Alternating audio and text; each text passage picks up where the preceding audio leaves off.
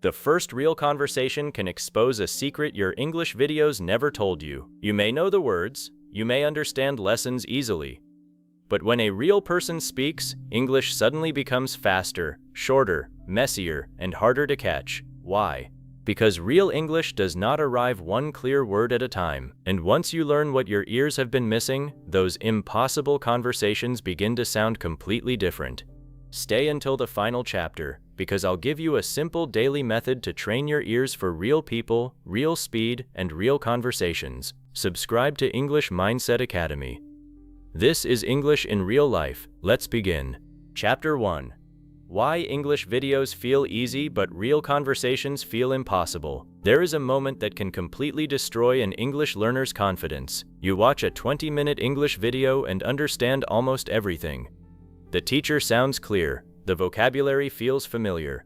You follow the examples without translating much, and for a moment you think, finally, my listening is getting good. Then later, a real person speaks to you. They say one sentence, and suddenly you are fighting to keep up.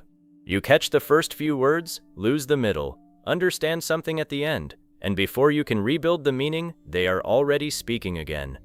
You walk away thinking, how can I understand English for 20 minutes on YouTube, but struggle with one person standing in front of me?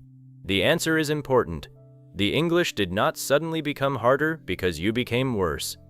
The listening conditions changed. Most learning videos give your ears comfortable English. The speaker usually knows that learners are listening. Their microphone is clear. Their sentences are organized. They pronounce important words carefully. The topic is introduced before the explanation begins. You often have subtitles, and if something is difficult, you can rewind. Real people do not speak like that. A person may begin talking while you are still thinking about their previous sentence. They may change direction halfway through an idea. They may laugh, interrupt themselves, use a shorter version of a phrase, speak more quietly at the end of a sentence, or suddenly change the topic. And perhaps the biggest difference is this: real speech does not give every word equal importance. Imagine someone says, I was going to call you after work, but I got home really late, so I thought I'd do it tomorrow. When you learned those words separately, perhaps you heard, I was going to call you after work. But a natural speaker may connect several of those words together. Small words become weaker. The important words carry more energy. Your ear may hear something closer to a few strong pieces. Call you, after work, really late, tomorrow. If you are waiting to hear every word exactly as it appears on the page, you may think half the sentence disappeared. It did not disappear. It changed shape. That is the first lesson of real-life listening.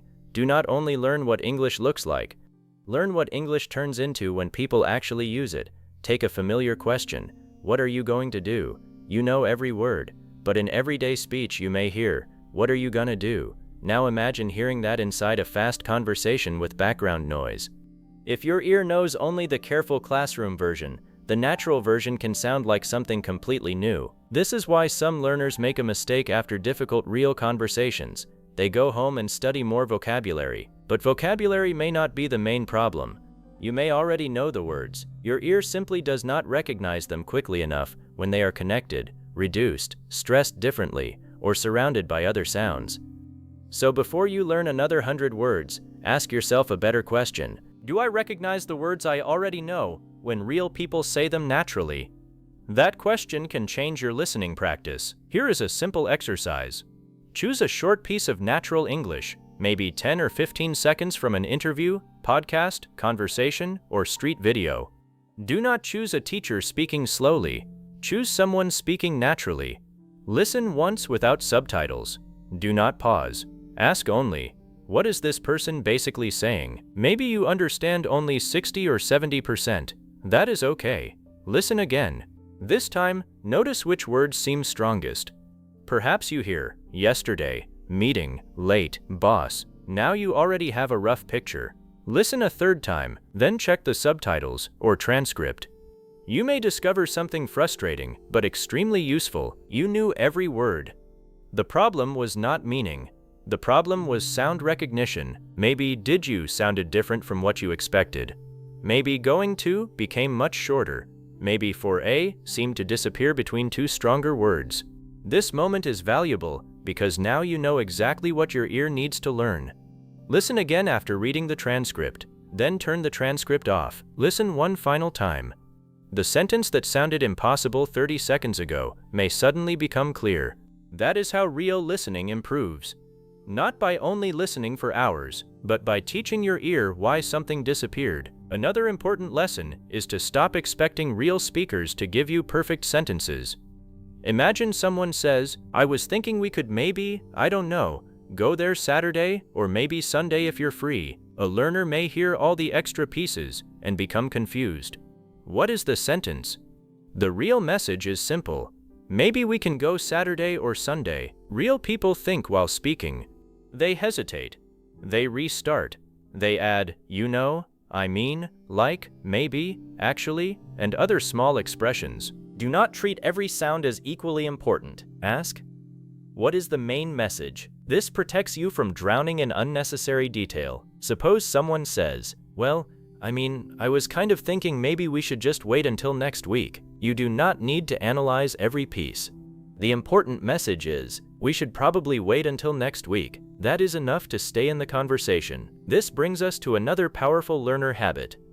Listen for meaning groups, not isolated words. Instead of hearing I/don't/really/think/that/will/work, train yourself to hear, I don't really think that will work. Instead of I/wanted/to/ask/you/something, hear, I wanted to ask you something. Your ear becomes faster when common groups begin sounding like one familiar unit.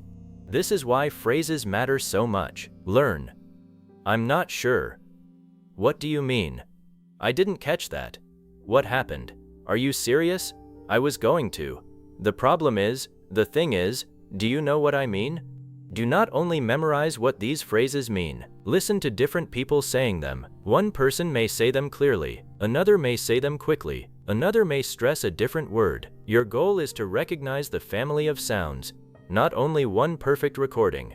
And there is one more thing I want you to stop doing. Do not call yourself a beginner again just because one real conversation was difficult. One conversation can include an unfamiliar accent, a fast speaker, background noise, an unexpected topic, and vocabulary you do not usually hear. That is not a fair test of your entire English level. Instead, analyze the failure. Ask, did I lose the words because they were unknown? Did I know them but fail to recognize their sound? Was the speaker too fast? Did I panic after missing one phrase? Was the topic unfamiliar? Did I understand the main meaning but expect myself to hear every detail? These are very different problems, and different problems need different practice. If the words are unknown, learn the vocabulary. If the words are known but invisible in speech, practice connected listening. If the speed is the problem, repeat short natural clips. If panic is the problem, practice continuing after a missed phrase. If the accent is unfamiliar, spend time with that accent. Now your listening practice becomes intelligent. You are no longer saying, my listening is bad. You are saying, I lose connected phrases. Or, I understand American teachers, but this accent is unfamiliar. Or, I understand until I miss one sentence, then I stop listening. That gives you something specific to improve. For today, I want you to remember one rule. Real English should not be compared with classroom English. It should be trained separately. Continue using lessons. They are valuable, but every day, give your ears a little English that was not designed to protect you. A real interview, a casual podcast, a conversation between two people, a short street interview, a natural voice message. 10 minutes is enough to begin. At first it may feel uncomfortable. Good. Your ears are meeting something new. Stay with the meaning. Notice the strong words. Do not panic when smaller words disappear. Replay short pieces. Check what you missed. Listen again. Slowly, the sound that once felt messy begins organizing itself. You start hearing phrases instead of noise. You stop needing every word. You recognize familiar expressions at real speed, and one day, a person will speak naturally to you, and something will feel different. They will still speak quickly. They will still connect words. They may still have an accent. But this time, your mind will not say, English disappeared. It will say, I know this sound. I know how real English moves, and that is where real-life listening truly begins. Chapter 2. Stop trying to hear every single word. Here is one of the most dangerous habits in English listening. You miss one word, and your mind leaves the conversation to search for it. A real person says, "I was going to meet him after work, but something came up, so we moved it to Friday." You understand. I was going to meet him after work, then one phrase disappears. Something came up. Your mind immediately asks, what did they say? What was that phrase? But while you are searching for those missing words, the speaker continues, "So we moved it to Friday." Now you miss that too. One small gap has suddenly become an entire lost sentence. This is why real people can feel much faster than videos. Sometimes the problem is not the actual speed. The problem is that your attention keeps getting pulled backward. You are listening to the past while the speaker is already in the future. The first skill you need is simple. When one word disappears, stay with the speaker. Do not chase it. Do not translate it. Do not mentally rewind the conversation. Keep listening. This feels uncomfortable at first, because many learners were trained to believe that understanding English means understanding every word. But real listening does not work that way. Even in your own language, you do not consciously process every sound with equal attention. You follow meaning. Context fills gaps. You predict. You notice the important information and allow less important pieces to pass. You need to begin doing the same thing in English.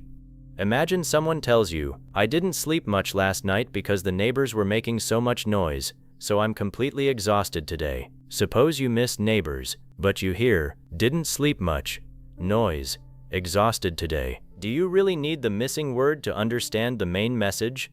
No.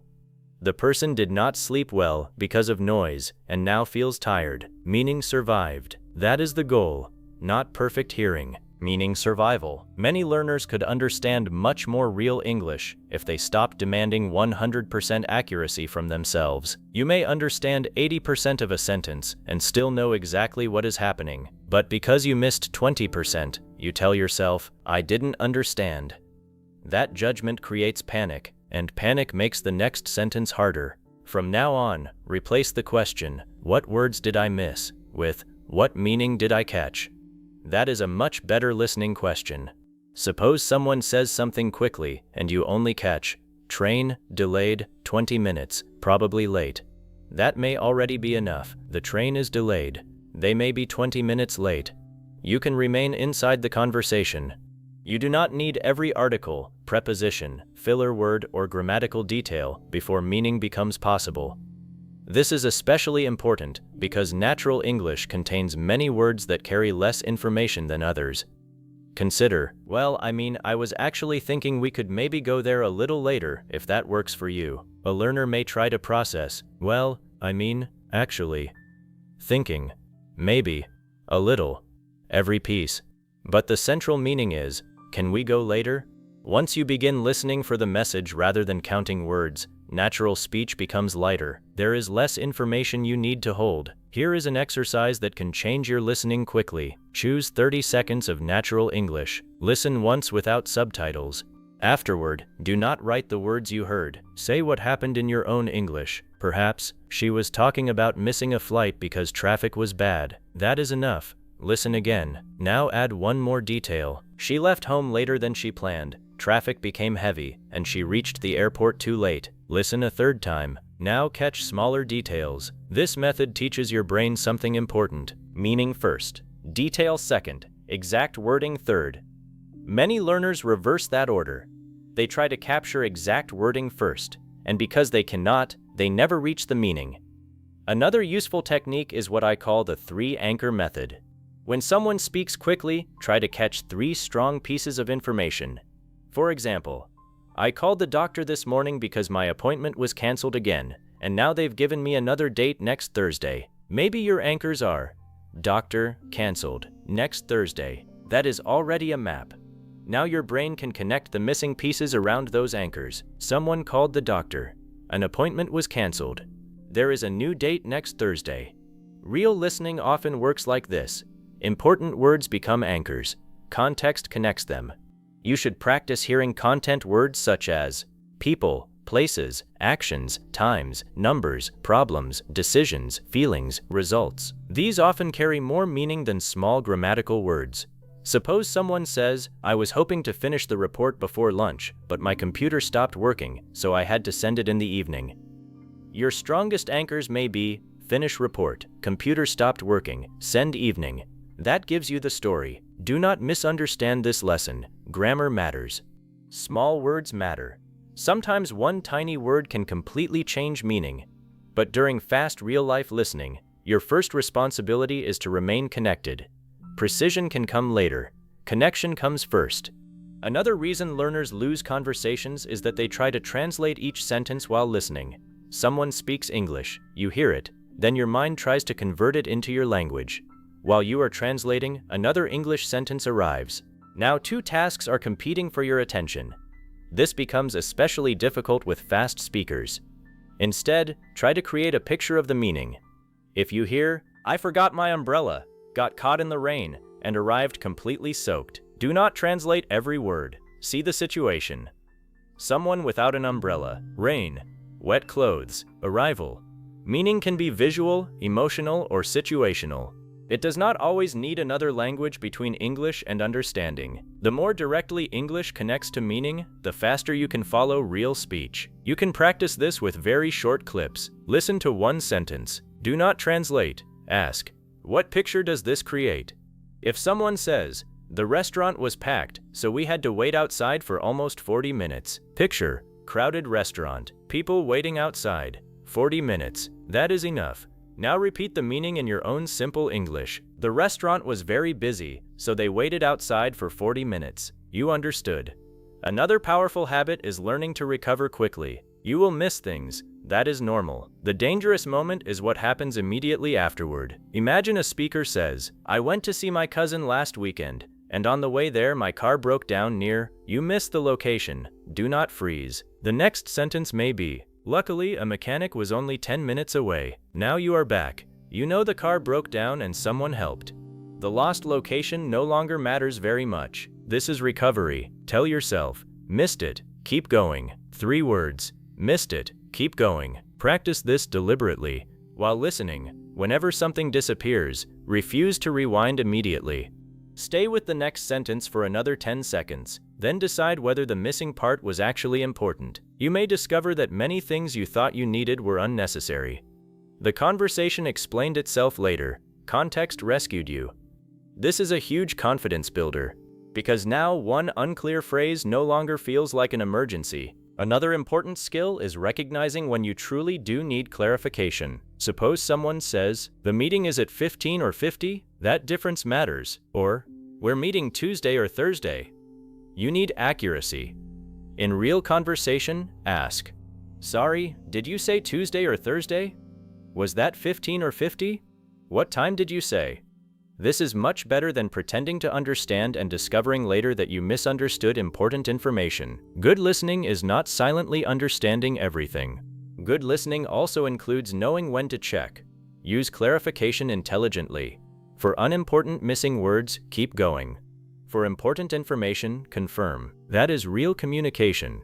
You should also learn the difference between word recognition and message recognition. Imagine someone tells a long story. You recognize almost every word, but afterward you cannot explain what happened. That means you heard words without building the message. Another time, you may miss several words but still explain the story accurately. That is stronger listening. Your goal is not to become a machine that collects English words. Your goal is to understand people. Here is another excellent exercise. Listen to 1 minute of natural English. Then stop. Answer only 4 questions. Who or what are they talking about? What happened? Why did it happen? What happened because of it? If you can answer those 4 questions, you probably understood the core message. Then listen again and collect details. This is especially useful for stories. For opinions, use different questions. What does the speaker believe? Why? What example do they give? Do they mention another side? Again, you are training your ear to follow thinking, not just language. Another mistake learners make is trying to understand every sentence independently. But conversations are connected. The previous sentence helps you understand the next one. Suppose someone says, "I've been trying to save money lately." Now you can predict the next part may involve spending, budgeting, expenses, shopping, or a financial goal. Then they say, "So I stopped buying coffee on my way to work." Easy. The topic prepared your ear. This is why you should always hold the conversation topic in your mind. If you know the topic is a holiday, then words related to hotels, flights, food, weather, places, and money become easier to predict. If the topic is work, your brain can prepare for deadlines, meetings, managers, tasks, problems, clients, and schedules. Prediction reduces listening pressure. You are not waiting for completely random information. You are narrowing the possibilities. Try this during practice. Before playing the next sentence, pause and ask, what kind of information could come next? Not the exact sentence, just the category. A reason, an example, a problem, a result, a new event, an opinion, then listen. This makes you an active listener. Another useful skill is noticing signal phrases. When you hear, "The problem is," something negative or difficult is coming. "The reason is," prepare for explanation. For example, a specific case is coming, but the direction may change. So, a result may follow. Actually, the speaker may correct or change something. At first, expect something different later. In the end, prepare for the result. These phrases are like road signs inside English. If you hear them quickly, you can predict the structure of what comes next. That helps enormously when the speaker is fast. Suppose, "At first I thought the job would be easy, but after the first week, even before the sentence finishes, you know the speaker's opinion probably changed." You do not need to hear every word to follow the direction. Another learner problem is becoming frightened by unknown vocabulary. You hear one unfamiliar word and think, "I do not know this vocabulary. I am lost." But ask yourself, does that word control the entire sentence?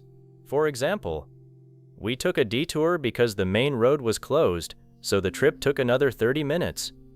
Maybe you do not know detour, but you understand, main road closed, trip took another 30 minutes. You can infer that they used another route. You may learn the word later. For now, the meaning survived. This is how vocabulary can grow through context. Sometimes an unknown word becomes understandable because everything around it gives you clues. Do not immediately stop the conversation mentally. Give context a chance. A very powerful practice is no-pause listening. Choose 1 or 2 minutes of English. Your rule is, you are not allowed to pause. You are not allowed to rewind. You are not allowed to use subtitles. Your only job is to stay connected until the end. Afterward, explain what you understood. Then repeat the same clip with subtitles or transcript. Compare. You may be surprised by how much you understood without realizing it. Many learners underestimate their listening because they measure every missing word rather than the total meaning they captured. This exercise teaches trust. Trust your ears. Trust context. Trust partial understanding. Then improve the details. Another practice is one listen summary. Listen to 60 seconds only once, then give yourself 20 seconds to summarize it aloud. Do not worry about grammar. Say, "He was explaining why he moved to another city. He wanted a better job, but at first he found it difficult because he did not know anyone there." This combines listening and speaking beautifully. You are not repeating language. You are proving that meaning reached you. Another useful habit is listening to the same speaker for several days. Why? Because every person has patterns, their accent, their rhythm, their favorite expressions, their speed, their pronunciation habits. The first day may feel difficult. The third day becomes easier. After a week, you may understand that person much more comfortably. Then change speakers. Now your ears learn flexibility. Do not jump between 50 different difficult accents in one session. Give your ears enough exposure to adapt. Then expand. Remember, your goal is not to make real people change the way they speak. Your goal is to become less fragile when English changes shape. And the fastest way to become less fragile is to stop treating every missing word like a disaster. Imagine what happens when you finally develop this habit. A person speaks. You miss one phrase. Instead of panicking, you keep listening. You catch the next idea. Context fills part of the gap. You understand enough to respond. The conversation continues. Then you realize something. You did not understand every word, but you understood the person. That is a major level of listening maturity, because real communication has never required perfect hearing. It requires staying connected to meaning. So the next time a real speaker becomes fast, do not chase every sound. Find the topic, catch the strong words, notice the direction, use context, predict, recover, ask when the missing information truly matters, and most importantly, keep your attention moving forward, because the sentence you missed is already gone. The conversation you can still understand is happening now. Chapter 3. Learn the English that disappears between the words. There is a moment in real-life listening that confuses almost every serious English learner. You hear a sentence and think, I know those words, so why didn't I hear them? Then you turn on the subtitles. Suddenly the sentence looks ridiculously easy. You know every word, you know the grammar, you understand the meaning immediately. Yet 5 seconds earlier, without subtitles, it sounded like the speaker had swallowed half the sentence. This is one of the biggest secrets of real English listening. The English you read and the English you hear are not always packaged the same way. On a page, every word has its own space. I was going to call you after work. 6 clear pieces. But real speech is not produced with spaces between words. The mouth keeps moving. Sounds connect. Small words become weaker. Important words become stronger. Some sounds change slightly because of the sounds around them. Common expressions become so familiar that speakers produce them with much less effort, and your ear has to learn all of that. This is why telling yourself, they speak too fast, does not fully explain the problem. Sometimes the speaker is fast. But sometimes the real problem is that your ear is waiting for a version of the sentence that nobody actually produces in normal conversation. Imagine you learned, "What are you going to do?" Maybe your teacher said it slowly.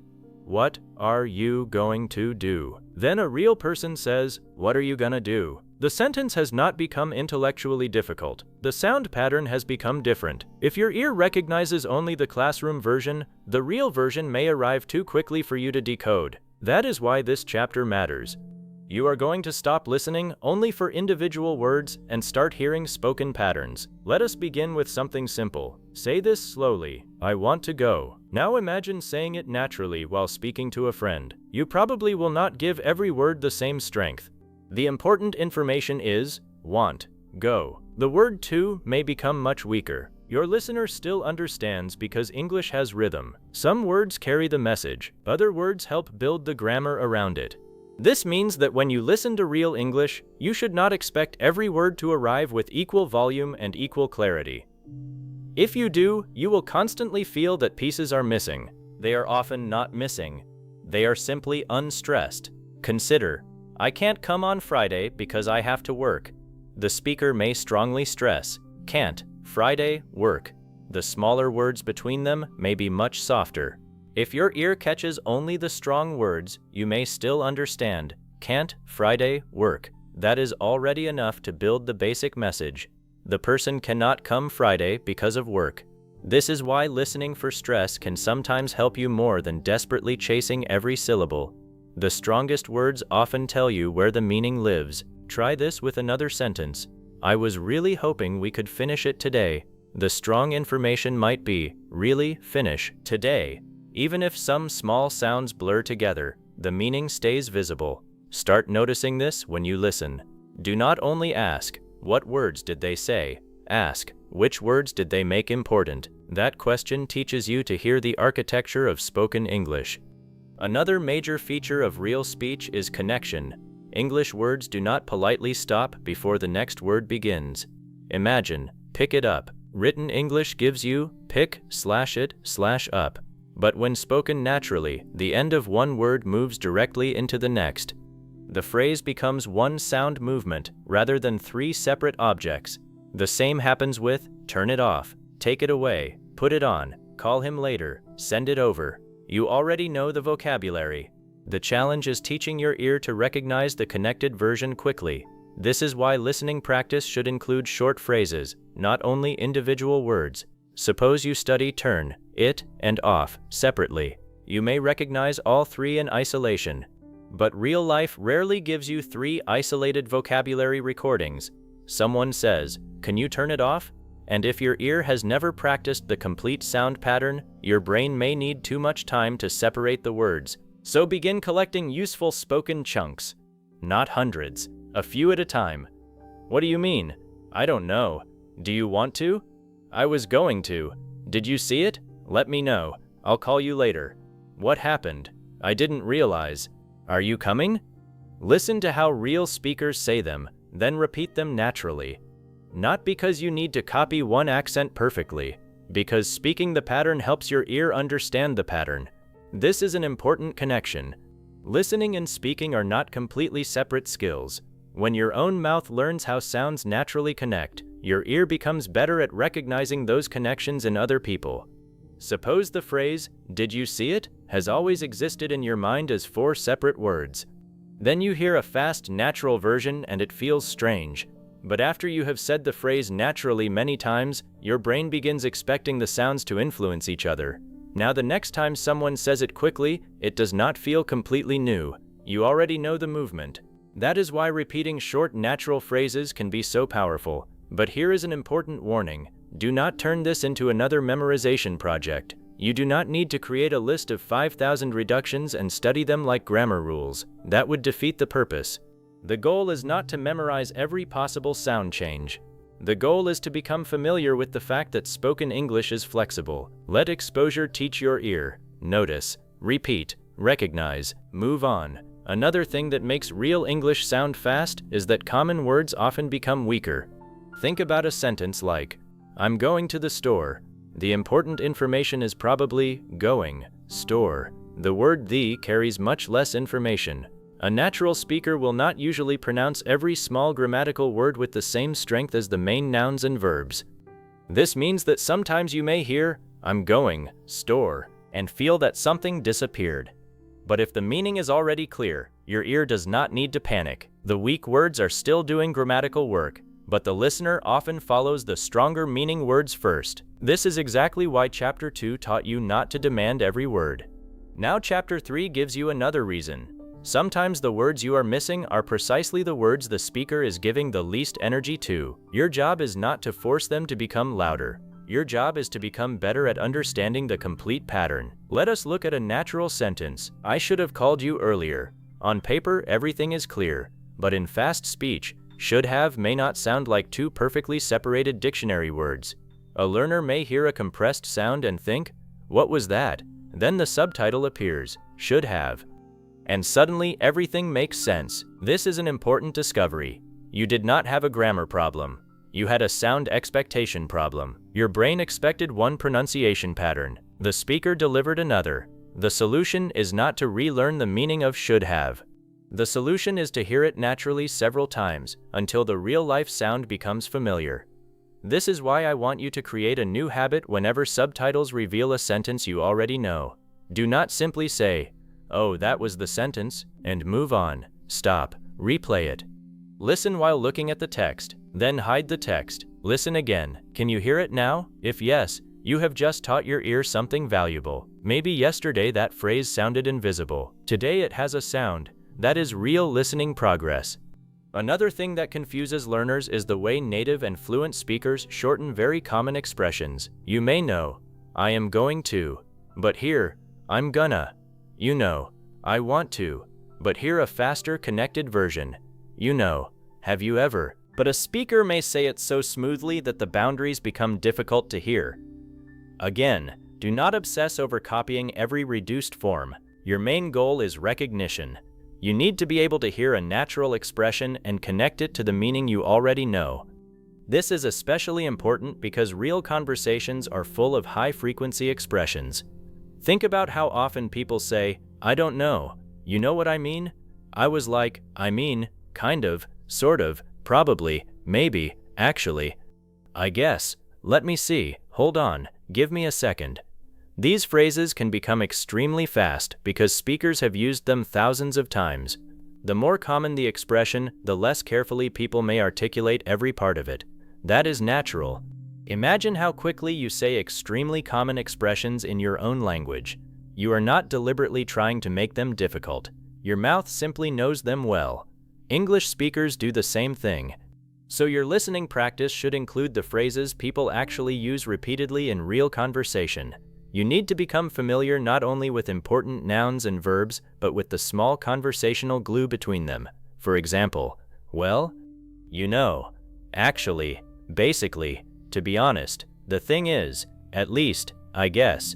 These expressions help speakers organize thoughts, but they can also make sentences feel longer and messier to learners. Imagine hearing, well, I guess we could probably just do it tomorrow. A learner may try to understand every element equally, but the real message is, we can probably do it tomorrow. The rest gives tone. Well softens the beginning. Signals adjustment. I guess shows uncertainty. Probably reduces certainty slightly. But if you are struggling simply to survive the conversation, find the core message first. Later, as your listening becomes stronger, you can appreciate the smaller emotional details. This is how listening should develop. First, what happened? Then, what exactly did the speaker mean? Then, what attitude did they communicate? Do not demand the deepest level before you have captured the basic message. Another reason real English sounds fast is that people do not always speak in complete, beautiful sentences. English learning material often gives you, I did not attend the meeting because I was feeling unwell. Real life may give you, yeah, I didn't go, wasn't feeling great. That is much shorter, or, I was going to, but then, yeah, I just decided not to. The sentence may be unfinished. The speaker assumes you understand from context. This can confuse learners because they are waiting for grammatical completeness, but conversation is cooperative. People use shared context. If both speakers know the topic, they do not need to repeat everything. For example, did you talk to Sarah? Not yet, maybe later. Grammatically, the second speaker could say, no, I have not talked to Sarah yet. Maybe I will talk to her later.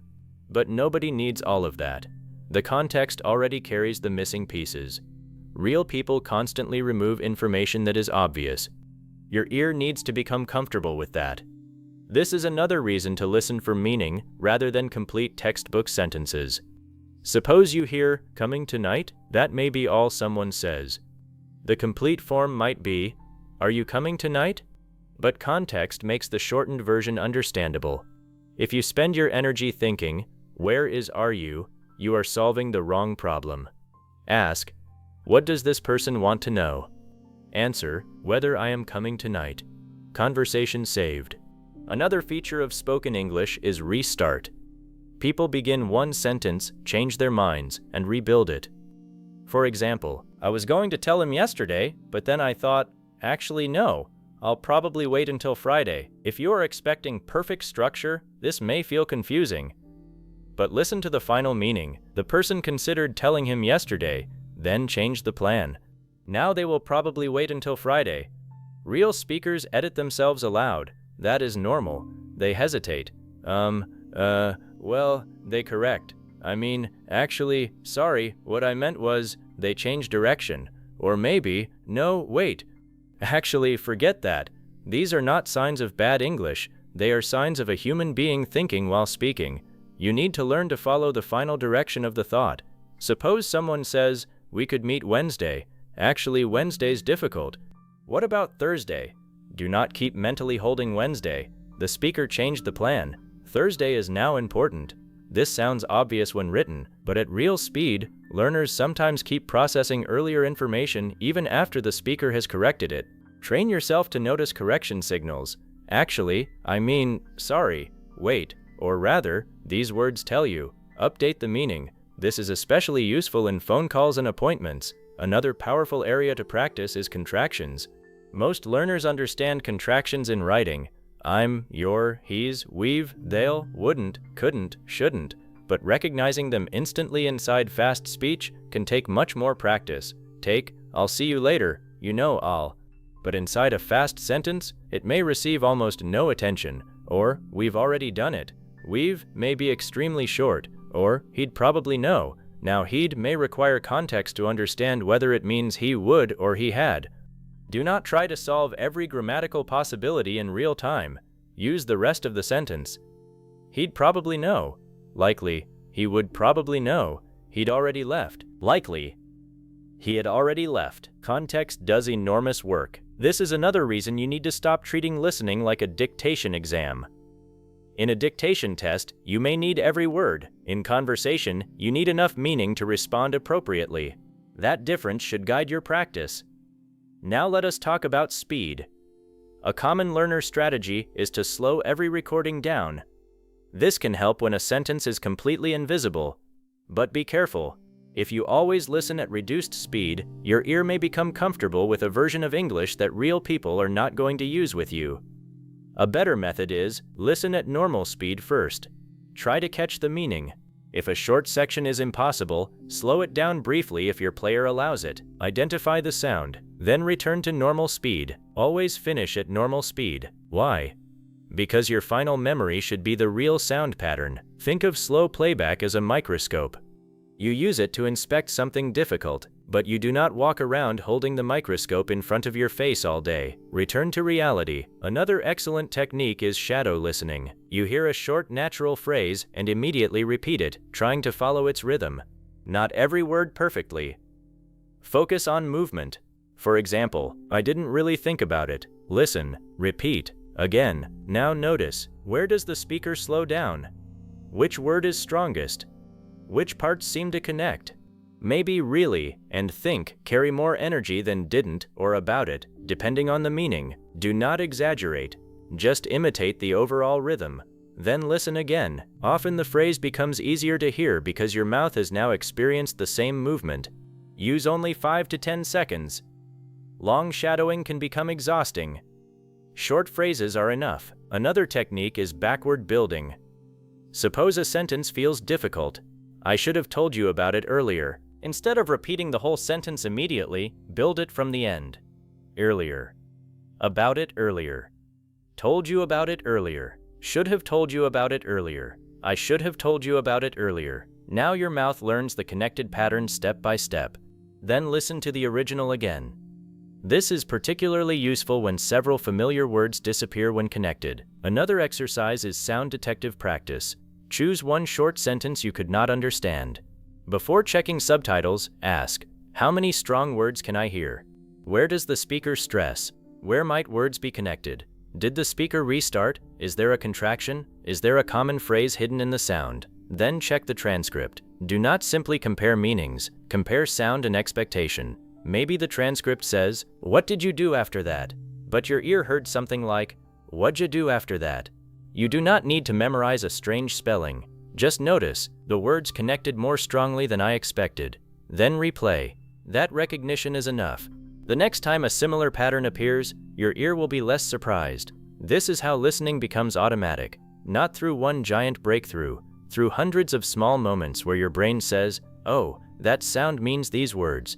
Another important concept is the difference between slow understanding and instant recognition. You may understand a phrase when you stop and think, but real conversation does not give you 5 seconds. Suppose someone says, you might as well. You know the words. If you pause and analyze them, you can understand. But if you have rarely heard the phrase in conversation, your brain may be too slow to process it before the next sentence arrives. So your goal with common expressions is not only understanding, it is instant recognition. This is why repeated exposure matters. The first time, what was that? The 5th time, I think I know it. The 20th time, oh, that phrase again? Eventually, no conscious thought. Meaning arrives immediately. That is what happens with your first language. You do not analyze every expression. You recognize it as a unit. English needs to develop more of these units too. Build them from real input. Suppose you repeatedly hear, at the end of the day, to be honest, as far as I know, it depends on, I'm not really sure, that makes sense. I didn't expect that. What do you think? You never know. It's up to you. Do not study them only as lists. Notice them when they appear naturally. Hear them from different speakers. Use them yourself. Eventually, your brain stops decoding them word by word. You hear the complete meaning. That is exactly how fast speech becomes slower without the speaker changing speed. The speaker may be just as fast. Your recognition becomes faster. This is a key idea. Many learners think, I need people to speak more slowly. Sometimes you do. But long-term listening improvement means something different. You become so familiar with common patterns that you need less processing time. Imagine hearing, do you know what I mean? At the beginning, perhaps your brain processed, "Do you know what I mean?" 6 separate decisions. Later, the whole phrase becomes one meaning. "Do you understand my point?" That frees mental energy for the next sentence. Multiply that by hundreds of phrases. Suddenly, real conversation becomes dramatically easier. This is why fluency is partly about reducing the amount of conscious work your brain performs. You do not need every language piece to become automatic immediately. Start with high-frequency patterns. There is another listening skill that learners often ignore: tone. The same words can carry different meanings depending on stress and voice. Imagine someone says, "Really?" That could mean genuine surprise. It could mean disbelief. It could mean irritation. It could mean excitement. The word is the same. The sound tells you the attitude. Or, "That's great." Spoken warmly, it may mean real happiness. Spoken flatly, it might mean the opposite. Real-life English contains meaning beyond vocabulary. Your ear needs to learn this gradually. When you watch interviews or conversations, occasionally ask, "What does the speaker feel?" Not, "What words did they say? Are they excited, uncertain, annoyed, embarrassed, joking, trying to be polite?" The voice often gives you clues before the words do. This becomes especially important with humor and sarcasm. You may understand every word literally, but misunderstand the intention. That is an advanced listening skill, so do not pressure yourself to master it immediately. Simply begin noticing tone. Another feature of real conversation is incomplete agreement. Someone asks, "Did you like the movie?" The response, "Yeah, I mean it was okay." If you focus only on "yeah," you may think the person liked it. But the hesitation and "it was okay" suggest a weaker reaction. Or, "Would you recommend the restaurant?" Maybe, "The food was good, but..." That "but" matters. The speaker is about to introduce a problem.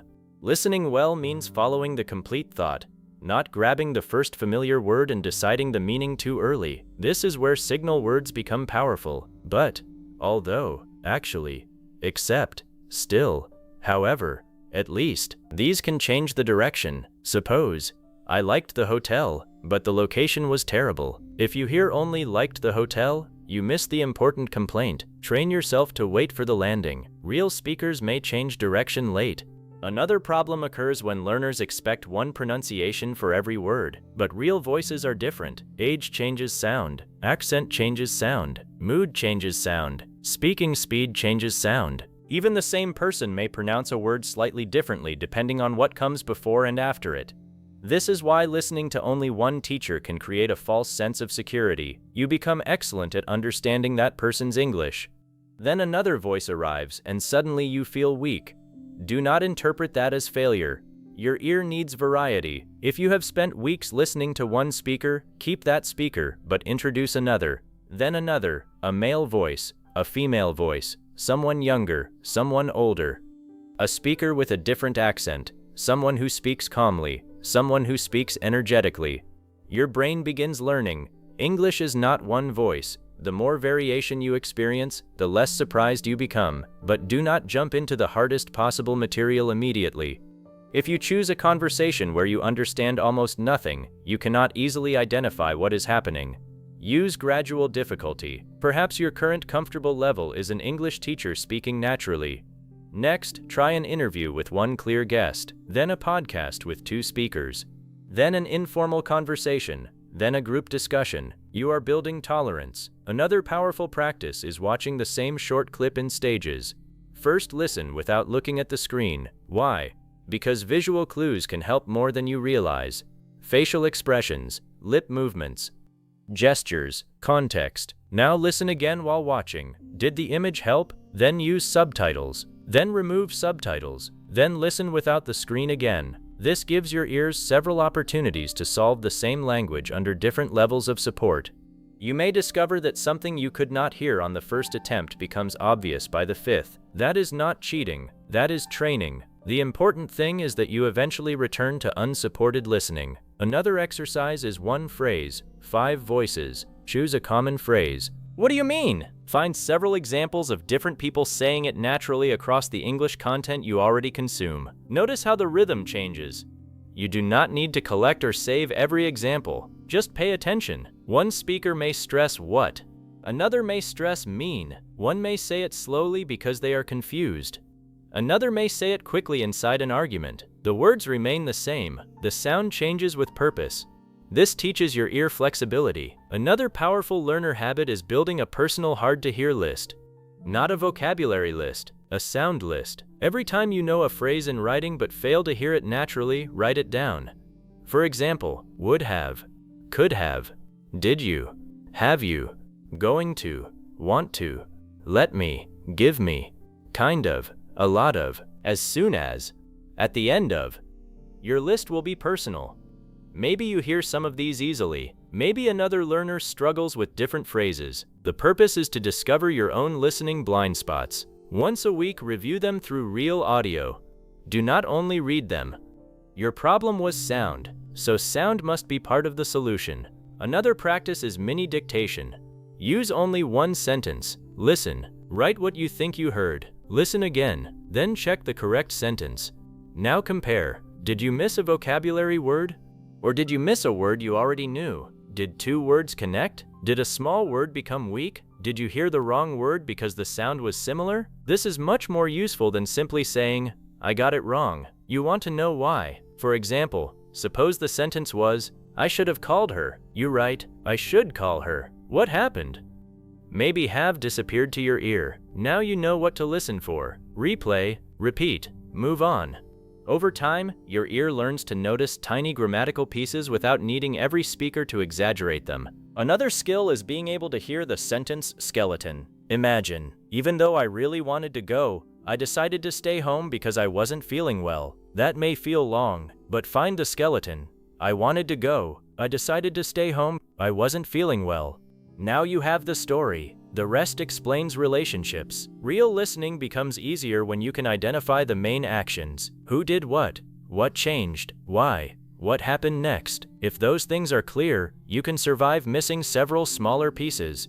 This is especially useful for stories. Someone may speak for 30 seconds quickly. Do not carry all 30 seconds in your memory. Hold only the main events. Went to airport, flight canceled, waited 3 hours, got another flight. That is the skeleton.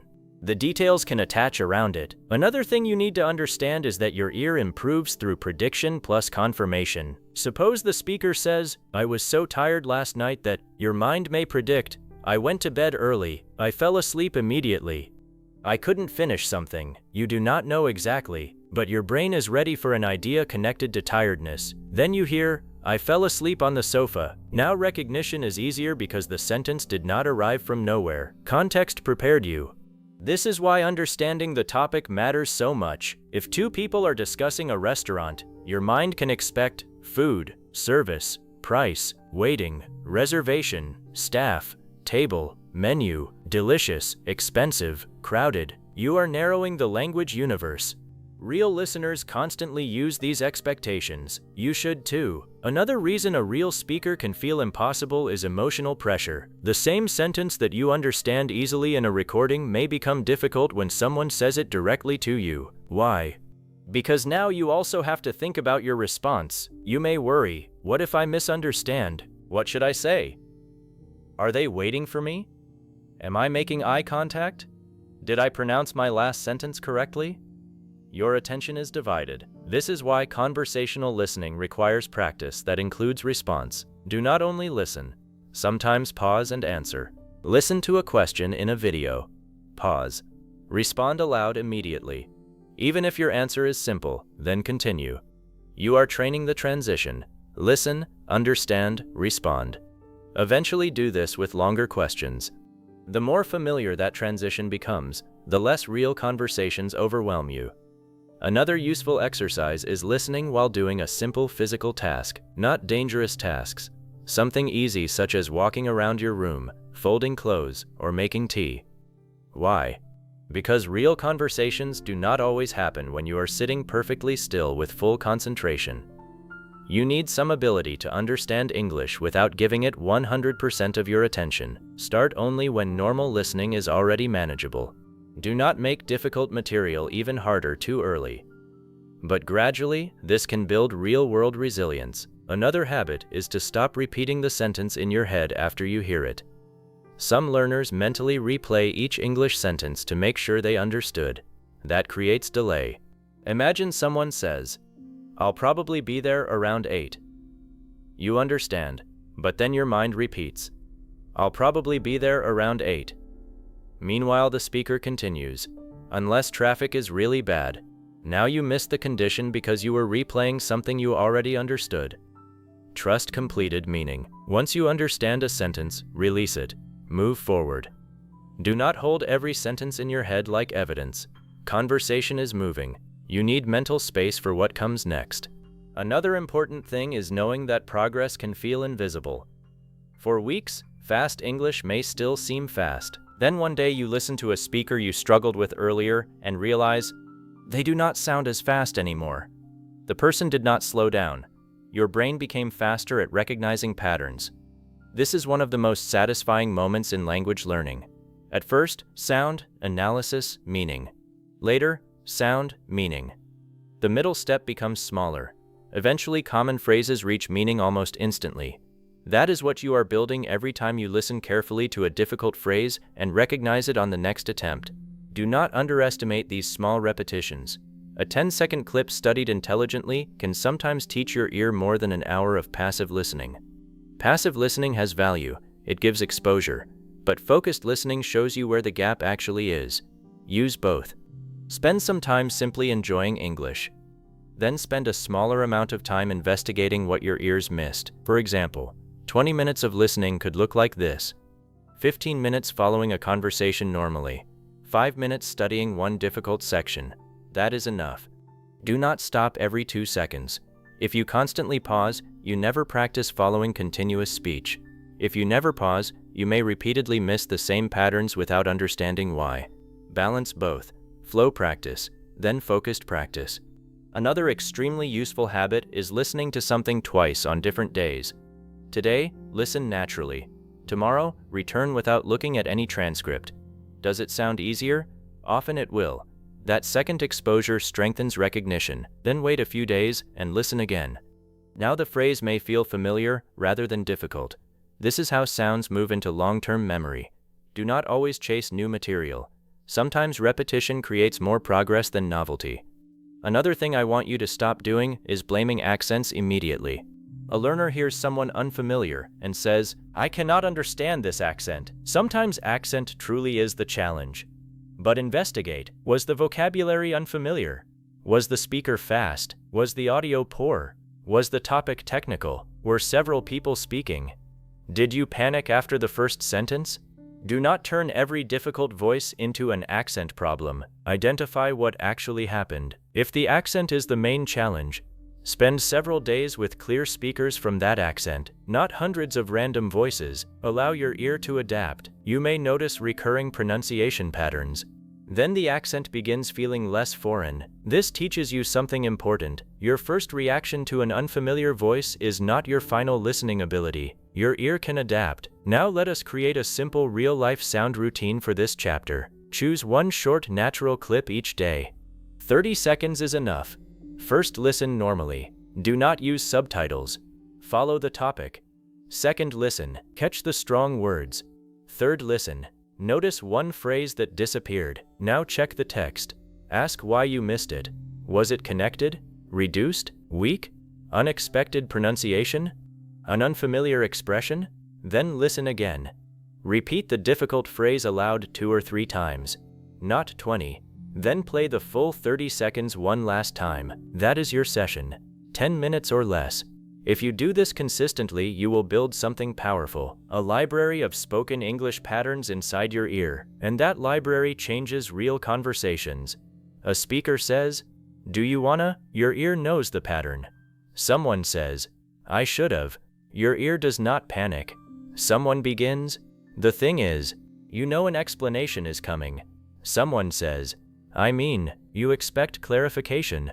Someone says, "Actually," you prepare for a change. Someone starts. At first, you expect the story to develop. Now you are not hearing random noise. You are hearing familiar structures.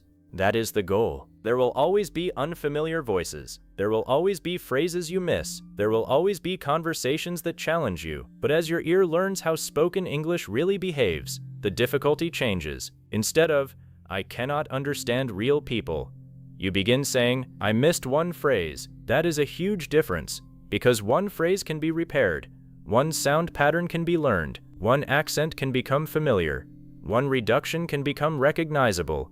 The problem becomes specific, and specific problems can be trained. So the next time subtitles reveal a sentence, and you think, "But I knew all those words," do not become frustrated. Become curious. That moment has shown you exactly where your listening can grow. Replay it. Hear the connection. Notice the weak sounds. Feel the rhythm. Repeat it. Then listen again without support. Every time you do this, you are teaching your ears that English is not only the language printed between spaces, it is also rhythm, stress, connection, reduction, tone, incomplete sentences, restarts, hesitation, emotion, and movement. Real English is alive, and living language will never sound as clean as words arranged neatly on a page, but that does not mean it has to remain difficult forever. The more natural speech your ears meet, the more predictable it becomes. The sounds that once seemed swallowed begin appearing. The words that once seemed invisible become recognizable. The sentences that once sounded impossibly fast begin arriving in familiar chunks, and one day you will hear a real person speak at normal speed and realize something surprising. They are not speaking more clearly than before. You are finally hearing what was always there. Chapter 4. Stop listening with your eyes. There is a listening habit that can make you feel much stronger in English than your ears actually are. And the dangerous part is that you may not even notice it happening. You open a video, turn on English subtitles, and suddenly everything feels comfortable. The speaker sounds clear, the sentences make sense, and even fast sections seem understandable. You finish the video thinking, "My listening is getting really good." Then someone speaks to you in real life. There are no words at the bottom of their face, and within seconds you feel lost again. This does not mean subtitles are bad. Subtitles are one of the most useful tools an English learner can have, but only when you use them to train your ears instead of allowing your eyes to do all the work. Think about what happens when subtitles are always visible. A speaker begins a sentence, but before your ears have fully processed the sounds, your eyes have already read the meaning. Your brain receives the answer so quickly that you may never discover which part your ears could not actually recognize. You understand the message, so you assume you understood the sound. Those are not always the same thing. Your eyes can rescue your listening so quietly that you do not notice they are doing it. This is why a learner can watch hundreds of hours of English with subtitles and still struggle badly when a cashier, coworker, traveler, customer, or stranger speaks naturally. The learner has received enormous amounts of English, but much of that English may have been understood through reading rather than through sound recognition. The goal of this chapter is not to remove subtitles from your life. The goal is to change the order in which you use them. From now on, give your ears the first chance. Imagine you have a 30-second clip from a natural interview. Instead of immediately turning on subtitles, listen once with nothing on the screen helping you. Do not stop after every sentence. Do not become angry when something disappears. Your first task is simply to answer a few basic questions in your mind. What is the topic? What happened? What does the speaker seem to feel? What important words did I catch? Maybe you understand only 60%. That is not failure. That 60% shows you what your ears can currently do without visual support. Now listen again. This second listen is often surprising because the audio has not changed, but your brain has. You already know the topic, so some phrases that seemed invisible the first time become easier to recognize. You may suddenly hear a word that was there all along. You may realize where one sentence ends and another begins. You may recognize a familiar expression because the surrounding meaning prepared you for it. This second listen teaches you something important about real-life comprehension.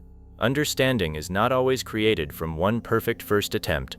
Sometimes your mind needs a little context before the sound becomes clear.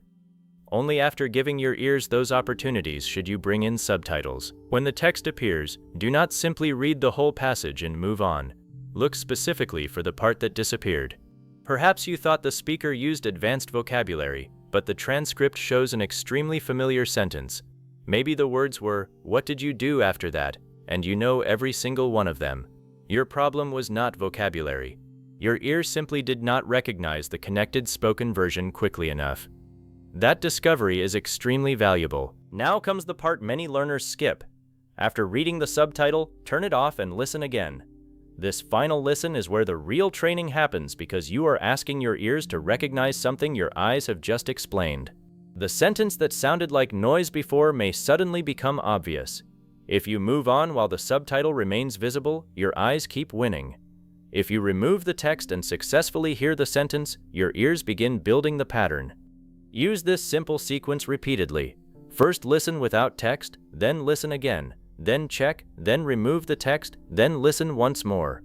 You are not using subtitles as a permanent support, you are using them as a temporary bridge. A powerful question to ask whenever subtitles suddenly make a difficult sentence easy is, why could I read this but not hear it? That question turns frustration into diagnosis. Maybe two words connected. Maybe a weak word almost disappeared. Maybe the speaker used a contraction you know in writing but rarely recognize at speed. Maybe the accent changed the sound slightly. Maybe you were expecting a different word. Maybe your mind was still processing the previous sentence.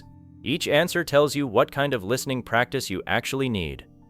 Without this question, learners often react to every listening problem in the same way. I need more vocabulary. But sometimes vocabulary is not the problem at all. You may already know the vocabulary perfectly. What you need is faster sound recognition. Consider this sentence. I should have told you earlier. You may know should have very well from grammar lessons. You can read it instantly. You may even use it in writing. But when someone says it naturally inside a fast conversation, the phrase may be compressed enough that your ear does not identify the two words separately. You turn on subtitles and think, that was should have? I know that. Excellent. That is not bad news. It means you have found a gap that can be trained very specifically. Listen again. Say the phrase yourself naturally. Listen to the original again, then move on. The next time another speaker uses the same structure, your ear may recognize it faster. After enough exposure, you stop needing to consciously separate the sounds. The whole pattern begins carrying meaning immediately. This is one reason short, focused listening can sometimes create more improvement than hours of passive watching. Passive watching exposes you to English, which is useful, but focused listening shows you exactly where your ear failed and gives it another chance to succeed. You need both. You need long periods where you simply enjoy English and follow the meaning without stopping constantly. That builds endurance and helps you become comfortable with continuous speech. But you also need smaller periods where you investigate difficult sound patterns carefully. That builds precision. If you only do focused listening, English can start feeling like an exam because every sentence becomes something to analyze. If you only do passive listening, the same invisible phrases may continue passing through your ears for months without ever becoming clear. A smart learner uses both. For example, suppose you have 30 minutes available. Spend 20 or 25 minutes listening normally. Follow the story, interview, podcast, or conversation. Do not pause every time something is unclear. Then take 5 minutes and return to one short section that was difficult. Study that section carefully. Listen without subtitles. Check the words. Identify what disappeared. Listen again, and repeat 1 or 2 useful phrases. That is enough. You do not need to transform every video into a classroom. Another problem with permanent subtitles is that reading is usually faster and more comfortable for many learners than listening. The moment text appears, your attention naturally moves toward it because reading feels safer. Even if you tell yourself, I am listening, your eyes may dominate. You are following written English while audio plays in the background. There is a simple way to test this. Choose a video you have been watching with subtitles. Cover the subtitle area with your hand or turn the subtitles off for 30 seconds. If your understanding suddenly collapses, your eyes were doing more work than you realized. Do not feel discouraged by that. It is useful information. Now you know exactly what to train. You can also use subtitles in stages. If your listening level is still developing, begin with English subtitles rather than subtitles in your own language. English subtitles allow you to connect the sound directly with English words. Translation subtitles can sometimes create another problem because your attention begins following meaning in your first language, while English sound becomes secondary. Again, translation is not forbidden. Sometimes it is useful when the topic is difficult, or you need to understand an important idea. But if your goal is listening improvement, English text usually gives your ear a better connection to the actual sound. You want this relationship. English sound, English meaning. Not always. English sound, translated text, meaning. The shorter the path becomes, the faster your listening can eventually become. Another useful technique is delayed subtitles. Listen to one complete section first, maybe 30 seconds or 1 minute, without any text. Try to understand as much as possible, then replay the same section with subtitles. After that, replay it one final time without subtitles. This method is powerful because the first listen measures your real listening. The second teaches you. The third tests whether learning happened. Imagine the first listen gives you 50%. The subtitle listen gives you 95%. The final listen gives you 80%. That is progress inside one practice session. The speaker did not become slower. Your recognition improved. If you repeat this regularly, more of those patterns begin staying with you. Another learner mistake is leaving subtitles on for familiar content because it feels pleasant. You may watch an English series you already understand fairly well, but subtitles remain on automatically. This is actually one of the easiest places to begin removing them, because familiar content gives you context. You already know the characters, the setting, the type of conversation, and perhaps even the story. That background information makes unsupported listening easier. Try 5 minutes without subtitles, then 10. You do not have to remove them for an entire 2-hour film immediately. Build tolerance gradually. If you become completely lost, turn them on briefly, recover the meaning, then switch them off again. This teaches you independence without turning the experience into punishment. The goal is not to prove that you can survive without subtitles. The goal is to create situations where your ears have enough responsibility to grow. Another powerful exercise is audio-only listening. When you watch a video, you receive facial expressions, gestures, lip movement, objects in the environment, and other visual clues. Those clues are useful in real life too, but sometimes they can hide how much you are actually hearing. Take a short video you have already watched and listen again without looking at the screen. Put the phone face down or minimize the video. Now ask, can I still follow the conversation? This is especially useful with interviews and podcasts that also have video versions. You may discover that watching someone's face makes understanding much easier. That is normal. Human communication is visual as well as verbal. But audio-only practice strengthens the part you need for phone calls, voice messages, announcements, and situations where visual information is limited. Phone calls are a perfect example. Many learners who speak reasonably well face-to-face suddenly struggle on the phone. The vocabulary has not changed. The grammar has not changed. What disappeared? The face, the lips, the gestures, the physical context. Your ears now have to carry much more of the communication. That is why audio-only practice is useful. It prepares you for situations where sound must stand alone. Start with material you can mostly understand. Do not choose the hardest podcast you can find and then blame yourself. The challenge should come from removing visual support, not from choosing vocabulary that is far beyond your level. Another excellent exercise is to listen before reading. Many learners do the opposite. They read a transcript first and then play the audio. This makes the audio feel wonderfully clear, but it does not tell you whether your ears could have understood it independently. Reverse the order. Listen first, then read, then listen again. This small change makes your practice much more honest. Suppose you listen to a sentence and hear, "I went to the something yesterday because I needed something for my car." You know the general structure but missed 2 words. Now read, "I went to the mechanic yesterday because I needed a new battery for my car." Maybe mechanic was unfamiliar in sound, while battery was vocabulary you already knew but failed to recognize. Those are 2 different learning problems. You can learn mechanic as vocabulary. You can train battery as listening recognition. One short sentence has now given you 2 precise lessons. This is much better than simply reading the transcript first and thinking you understood everything. Another thing to understand is that subtitles can create a false expectation about word boundaries. Written English shows spaces between every word. Spoken English does not. When you constantly read subtitles while listening, your eyes may keep teaching you that each word should sound separate, but real speech is continuous. For example, the phrase "take it away" may appear clearly separated on the screen. Your eyes see 3 units. Your ears may receive 1 smooth sound movement. If you have never practiced without text, you may keep trying to force the spoken sound into the clean visual spaces you see. That is why closing the subtitles after checking is so important. Your ears need time with the sound as sound, not only as a written sentence. Listen to the rhythm. Where does the phrase rise? Where does it fall? Which word receives stress? Which sounds connect? You do not need to become a pronunciation scientist. You simply need to stop expecting speech to behave like printed text. Another great learner technique is partial transcription.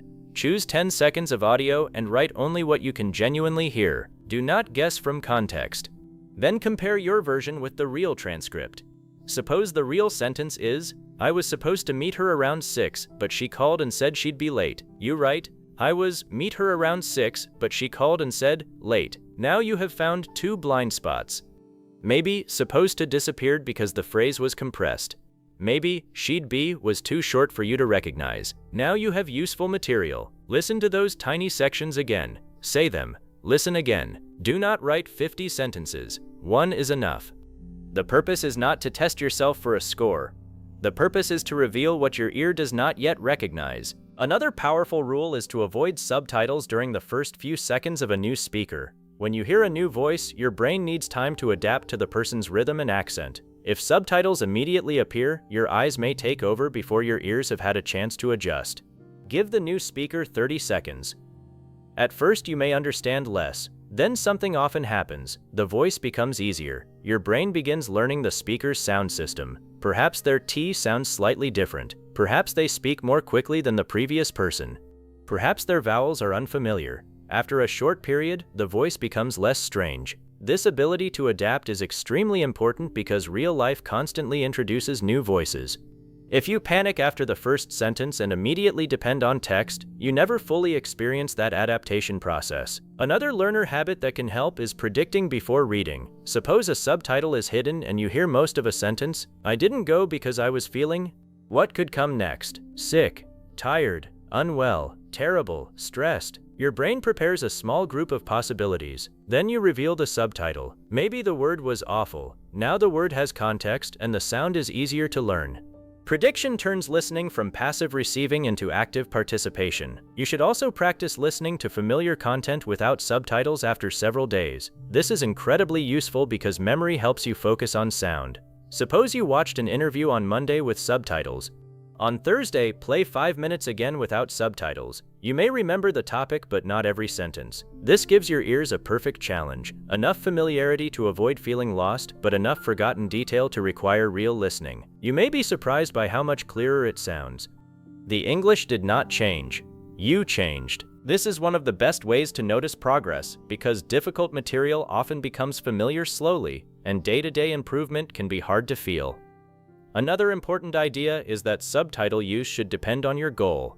If you are watching a documentary because you need to understand every important fact, use subtitles. If you are relaxing after a long day and simply want to enjoy a film, use subtitles if they help. There is nothing wrong with that.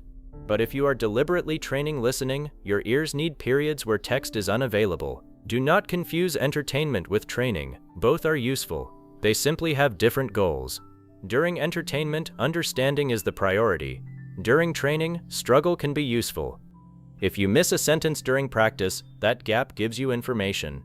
If you never allow a gap to appear because subtitles immediately fill it, you cannot see where the weakness is. Think of subtitles like training wheels. They can help you move farther and feel safer, but eventually some practice must happen without them if you want balance. Another strong practice is the 3-level subtitle method. Level 1, no subtitles. Level 2, English subtitles.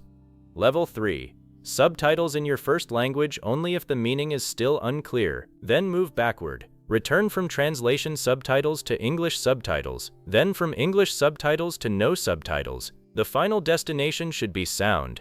This prevents you from getting stuck at the easiest level. Suppose a sentence is genuinely difficult because of vocabulary. You listen without subtitles and understand almost nothing. English subtitles appear, but there are 2 words you still do not know.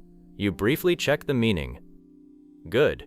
Now return to the English sentence, then listen without text. You are slowly removing support. That is learning. Another problem is reading subtitles too early. Many platforms display an entire sentence before the speaker finishes saying it. Your eyes already know the ending, so the listening task becomes prediction through reading rather than sound processing. If possible, avoid staring at the subtitle constantly. Look at the speaker, let the sound lead, use the text when necessary. You can even cover part of the screen during practice. Simple changes like this force your ears to work. Another powerful technique is listening for one category at a time. If full understanding feels overwhelming, choose a smaller target. For one listen, focus only on verbs. What actions are happening? Went, called, forgot, waited, returned. On another listen, focus on time expressions. Yesterday, after lunch, at 6, later, next week. Another listen, focus on emotion.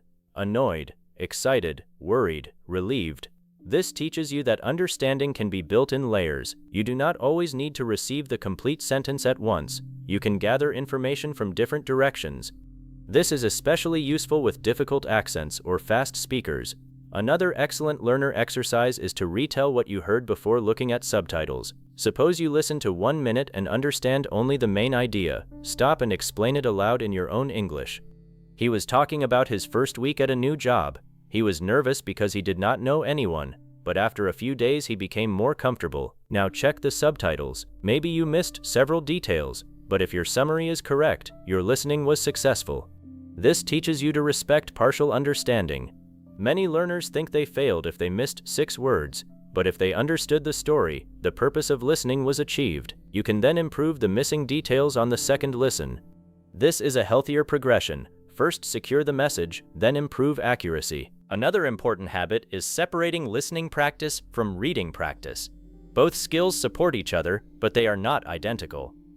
You may have advanced reading comprehension because written English gives you time. You can stop. You can reread. You can analyze grammar. You can recognize vocabulary visually. Listening removes many of those advantages. The sound arrives once and disappears. You need faster recognition. That means a word can be part of your reading vocabulary, but not yet part of your listening vocabulary. For example, you may recognize particularly instantly when reading, but fail to catch it in a fast sentence. That does not mean you do not know the word. It means its sound has not become automatic enough. Every learner has words like this. The solution is exposure to those words in natural speech. When you find one, do not only read it again. Listen to it inside the complete phrase. This is another reason subtitles should be used as a bridge between written knowledge and spoken recognition. Imagine you hear, "I'm particularly interested in." You miss particularly. Subtitle reveals it. Now play the complete phrase several times. You are connecting the visual word you already knew with the spoken pattern your ear needs.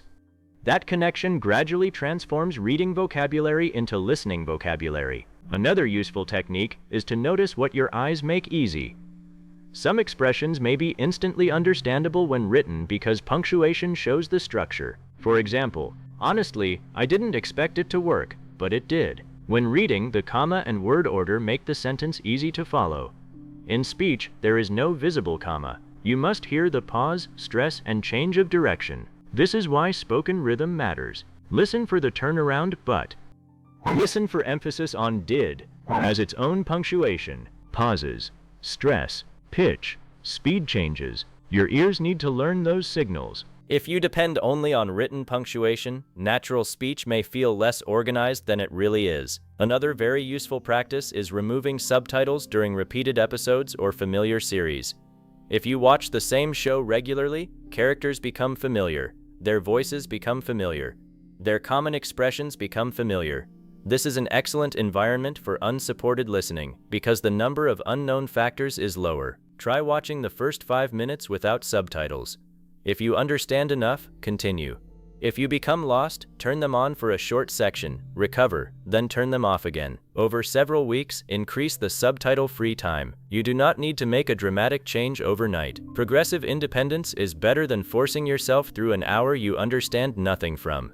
Another important rule is not to mistake difficulty for quality. Some learners choose extremely difficult films, very fast comedy, strong regional accents, or technical podcasts because they think harder material will create faster improvement.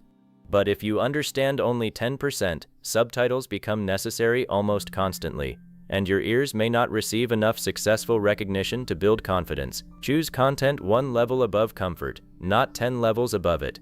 You should be able to follow the main direction without subtitles, even if many details are missing. That gives you enough context to learn from the difficult parts. Think of listening practice like physical training. If the weight is too light, there is little challenge. If the weight is impossibly heavy, you cannot perform the movement properly. The best level is difficult enough to require effort, but manageable enough to complete. Another powerful method is the 1-minute challenge. Take 1 minute of conversational English. First, listen without subtitles and estimate how much you understood. Do not obsess over an exact percentage. Just decide, little, about half, most, almost everything. Then listen with English subtitles. Notice what you missed. Then turn them off and listen again. Now ask whether the final listen feels easier. If yes, excellent. Do this every day with only 1 minute, and after several weeks you may notice a dramatic change. Because 1 minute is short enough to study carefully without becoming exhausted. Consistency matters more than heroic sessions. You can also build subtitle-free moments into ordinary entertainment. Perhaps every video begins with 2 minutes without text. Maybe every podcast gets its first 5 minutes audio only. Maybe 1 episode per week has no subtitles unless you genuinely need them. These small rules gradually reduce dependency. Another thing to remember is that real life actually gives you some visual support. When you talk face-to-face, you can see gestures, facial expressions, surroundings, and objects being discussed. So the goal is not to become someone who can only understand English in darkness with no context. Visual clues are part of natural communication. The goal is simply to make sure that your eyes are supporting your ears, rather than replacing them. If someone points toward a door and says something quickly, the gesture helps you understand. That is normal. But if written subtitles are the only reason you understand simple spoken sentences, that is a listening gap worth training. There is a difference. Another learner challenge appears when English subtitles contain vocabulary you have never seen. Do not pause for every new word.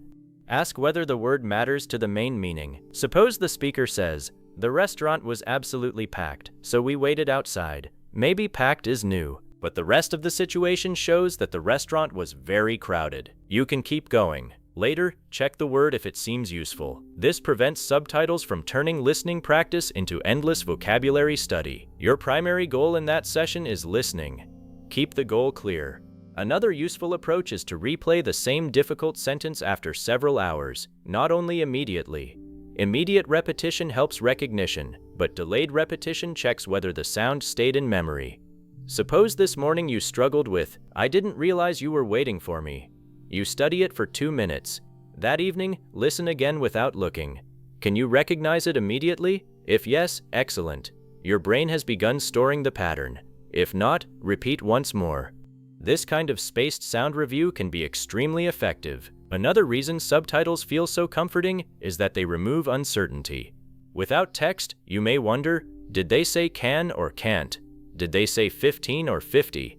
Did they say Tuesday or Thursday? This uncertainty is uncomfortable, but learning to manage it is part of real listening. Sometimes context will answer the question. Sometimes the next sentence will clarify. Sometimes you genuinely need to ask. Do not expect subtitles to rescue every uncertainty in real conversations. Practice staying calm while meaning remains incomplete for a few seconds. That is a real listening skill. Suppose someone says something and you are not sure whether they said can or can't.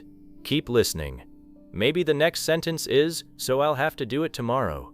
Now you know they probably cannot do it today. Context solved the problem. This is exactly why forward attention matters. If you stop immediately to analyze one uncertain sound, you may miss the clue that would have answered it. Another strong habit is to listen for repeated information.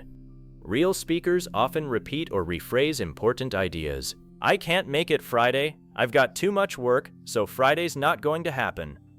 Maybe you missed the first sentence, but the second gives you another chance. Do not assume one missed phrase means the information is gone forever. Stay present. Real conversation often gives redundancy. People explain, clarify, repeat, react. Use those second chances. As you become stronger, begin watching some content where subtitles are unavailable. This can be surprisingly useful because it removes temptation. You know there is no rescue button, so your attention changes. You begin relying more heavily on context, stress, facial expression, and the words you genuinely hear. You may also discover that you are capable of understanding more than you expected. Sometimes subtitles create psychological dependence. Their presence tells your brain, help is available. Their absence tells your brain, pay attention. Use both environments. Another excellent challenge is to listen to a short clip and then compare what you thought was said with the transcript.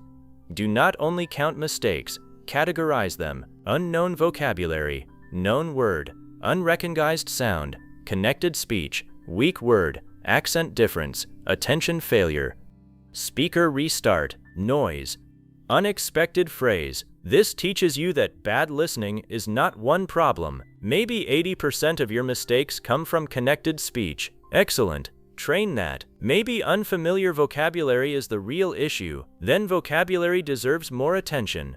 Maybe you understand perfectly until the speaker becomes emotional and speeds up. Now you know where to focus. Specific diagnosis creates faster improvement than general frustration. Another important lesson is to become comfortable understanding the idea without owning the exact sentence. After listening, you may know what someone meant, but be unable to repeat their exact words. That is not poor listening. If someone speaks for 20 seconds and you can accurately explain the meaning in your own English, comprehension happened. Do not confuse memory with understanding. You are not required to become a recording device. Your job is to understand enough to respond.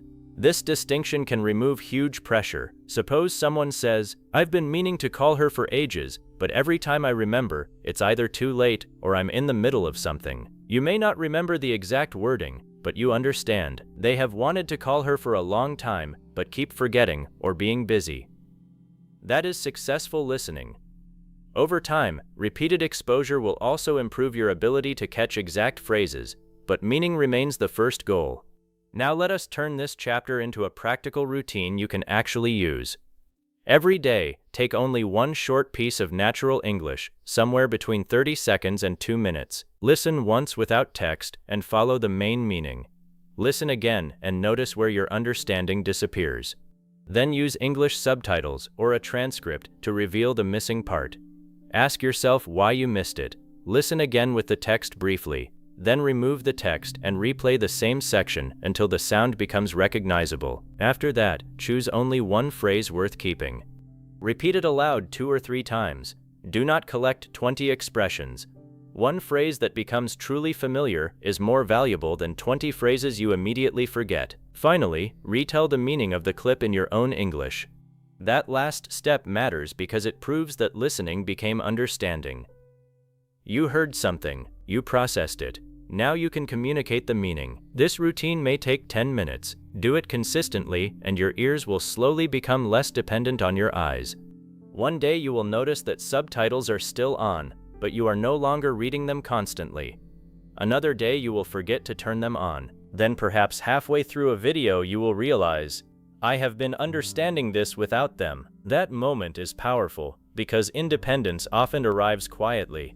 You do not wake up one morning with perfect listening. The text simply becomes less necessary. And that is exactly what you want. Subtitles should become a tool you choose, not a support you cannot function without. Use them when they teach you something. Use them when important information matters. Use them when the vocabulary is genuinely difficult. But also create space where your ears must work first, because real people will not come with captions. Your coworker will not display every sentence beneath their face. Your friend will not pause while you read their words. The cashier will not replay the question 3 times automatically. The phone call will not underline the important phrase. Real life gives you sound, context, expression, and a few seconds to understand. That is the environment your ears must eventually learn to handle. So the next time you open an English video, resist the habit of immediately turning on subtitles. Give yourself one chance first. Listen, stay calm, catch the topic, find the strong words, allow some uncertainty, listen again, then use the text intelligently. Check, learn, remove it. Listen once more, That small sequence can transform subtitles from something that hides your listening weakness into something that actually repairs it, and eventually you will experience one of the most satisfying moments in English learning. A real person will begin speaking. There will be no subtitles, no transcript, no replay button, and your mind will not panic. You will simply listen, follow the meaning, and respond. That is when you will know your ears are no longer waiting for your eyes to understand English first.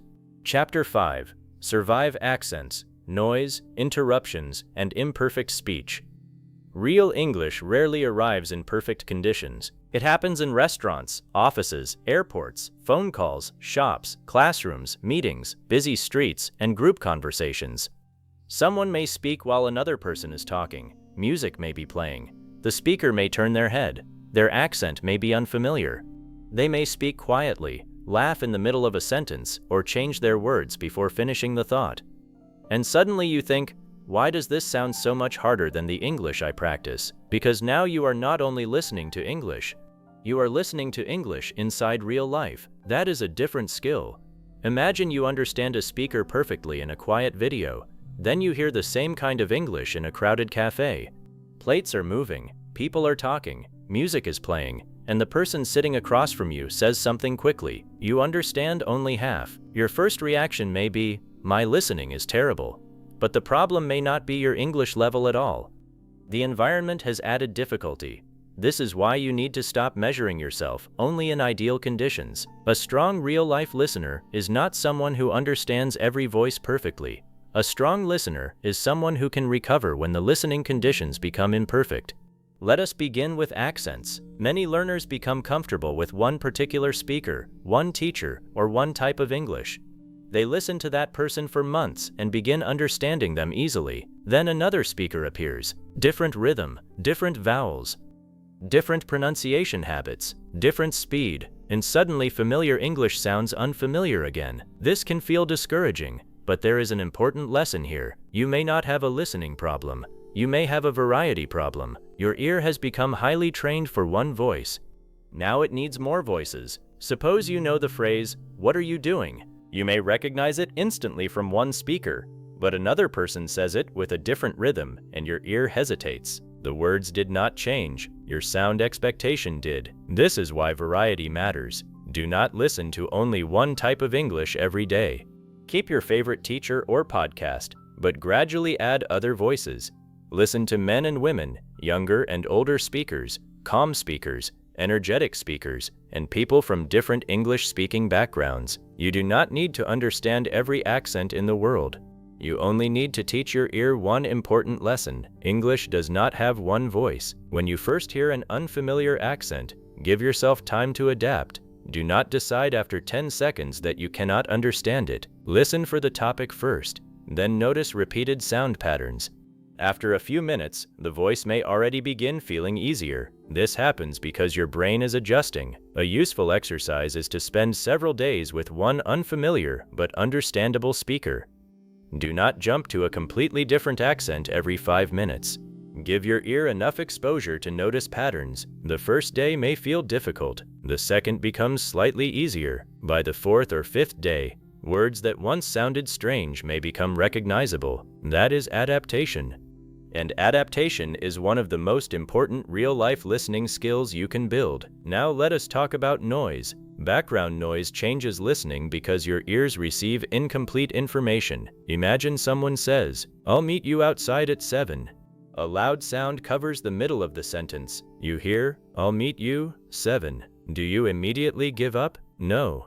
Use context. Perhaps you already know you are discussing tonight's plan. The missing information may not matter enough to destroy the message. You know there is a meeting. You know 7. Keep listening. Real listening often requires filling small gaps. Do not expect every sound to reach you perfectly. Another important habit is to move closer to the meaning anchors when noise appears. Listen for names, times, places, numbers, actions, changes, problems, results. Suppose someone says something in a noisy room and you catch Sarah, meeting, canceled, Monday. That may already tell you enough to ask a useful question. Do you mean Sarah's meeting was moved to Monday? Now the conversation repairs itself. This is much better than pretending you understood nothing. You can use what you caught to confirm what you missed. That brings us to one of the most important real-life skills, clarification. Many learners are terrified of saying, "Sorry, could you repeat that?" They believe asking for repetition proves their English is weak, so they smile, nod, pretend, then spend the next several minutes trying to understand a conversation that is now built on information they never caught. Do not do that. Clarification is part of communication. Learn to use specific clarification instead of simply saying "what" every time. For example, "Sorry, did you say Tuesday or Thursday? I caught the first part, but not the last part." "Sorry, what time did you say? Do you mean the meeting has been canceled? Could you say that once more?" These phrases are powerful because they show the other person exactly what you need. Suppose someone says something quickly and you understand. "We need to send something before Friday." You miss the object. Ask, "Sorry, what do we need to send before Friday?" That is good listening. You kept the information you understood and repaired only the missing piece. This is much more efficient than asking the person to repeat the entire conversation. Now let us talk about interruptions. Real people interrupt each other. One person begins, "I was thinking we could." Another person says, "Actually, before we do that," now the first sentence disappears. If you are still trying to complete the unfinished sentence in your head, you may miss the person who is currently speaking. Let the unfinished sentence go. Follow the new speaker. This is difficult for learners because unfinished language can feel uncomfortable. You want grammatical completion, but conversation does not always provide it. Train yourself to ask, "Who has the main idea now?" Follow that person. If the first speaker returns later, context will help you. Imagine, "I wanted to ask if we could maybe, hold on, did John send the email?" "Yeah, he sent it this morning." "Okay, so, as I was saying, could we move the meeting?" The original idea returns. If you had spent the interruption desperately wondering what the first speaker was about to say, you would have missed the email information too. Stay with the current conversation. Another challenge is when two people speak at once. Do not try to understand both perfectly. Choose the dominant voice. Usually one person takes control after a second or two. Follow them. Real listening requires selective attention. You do not have to process every sound in the room. This skill is especially important in group conversations. Imagine 3 people are discussing weekend plans. One person says something, another reacts, someone laughs, a third person adds another idea. If you try to translate every sentence and identify every word, you will become exhausted. Instead, hold the topic. Weekend plans. Then hold the main decisions. Saturday. Restaurant. 7 o'clock. Maybe Sarah is coming. Now you have the structure. Even if you miss a joke or a short side comment, you are still inside the conversation. This is a major shift for learners. You stop asking, "Did I understand everything?" You begin asking, "Do I still know what is happening?" If yes, keep going. Another challenge is imperfect speech. Real people sometimes say things incorrectly. They begin a sentence and abandon it. They repeat themselves. They change their wording. They speak while thinking. You may hear, "I was going to," I thought maybe we could, actually, never mind, let's just do it tomorrow. If you are analyzing grammar, that sentence is messy. If you are listening for meaning, it is easy. Let's do it tomorrow. Follow the final direction. Another example, "I told him yesterday," or "No, sorry, it was Monday." The speaker corrected themselves. Do not keep yesterday in your mind. Update, "It was Monday." Watch for correction signals. Actually, sorry, no, wait, let me say that again. These expressions tell you that the meaning is changing. Your job is to update quickly. Another real-life challenge is emotion. People often speak faster when they are excited, angry, nervous, or telling a dramatic story. A person who normally speaks clearly may suddenly accelerate. And then he called me and said they had already left, and I was like, "What?" Because nobody told me anything. The speed rises because the emotion rises. In those moments, do not chase every word. Listen for the event and the feeling. Someone called. People had already left. The speaker was surprised or upset because nobody informed them. You understood the important part. Emotion can actually help you because tone gives extra meaning. If you miss some vocabulary but hear frustration, surprise, relief, or excitement, that emotional information helps you interpret the sentence. Use it. Real communication is more than words.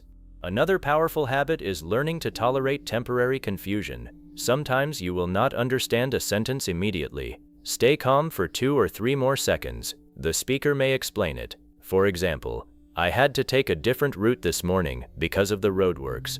You know, they've closed the main road near the station. Maybe you did not understand roadworks. The next sentence explains it. The main road is closed. Now the meaning becomes clear. If you had mentally stopped at the unfamiliar word, you would miss the explanation that solved it. Give context time to work. This is one reason calm listeners often understand more than anxious listeners. An anxious mind tries to solve every gap immediately. A calmer mind waits for more information. Another useful exercise is imperfect condition listening. Do not begin with extremely difficult conditions. Start gently. Maybe you normally listen with headphones in a silent room. Once the material becomes comfortable, try listening through your phone speaker. Another day, listen while walking around your room. Try a conversational podcast with 2 speakers instead of 1. Try an interview recorded outside. Try audio where the microphone is not perfectly close. The goal is not to make listening miserable. The goal is to teach your ears that English does not always arrive in studio quality. You are gradually building resilience, but always keep one rule. If the difficulty becomes so high that you cannot follow the main meaning, reduce it.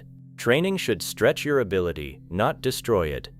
Another excellent practice is listening to conversations where people interrupt naturally. Interviews are useful because the language is often clearer, but informal podcasts and discussions can teach you turn-taking and overlap. Listen for how speakers enter. Yeah, but, exactly. Wait, can I add something? That reminds me. Sorry to interrupt. These phrases help you recognize when the speaker is changing. They also help your own speaking later. You begin understanding not only English sentences, but the movement of conversation. Another thing to remember is that real people may use words you have never studied, but you often do not need those words. Suppose a person says, "We ended up taking a shortcut through this tiny alley behind the hotel." Maybe alley is new. But you understand? They took a shortcut. It was behind the hotel. You can keep following the story. Later you can learn alley if it is useful. Do not let every unknown noun become an emergency. Real conversation gives you enough information surprisingly often. You must learn to trust partial understanding. That does not mean becoming careless. If information is important, confirm it. If someone gives you an address, a price, a time, a date, or an important instruction, accuracy matters. Ask.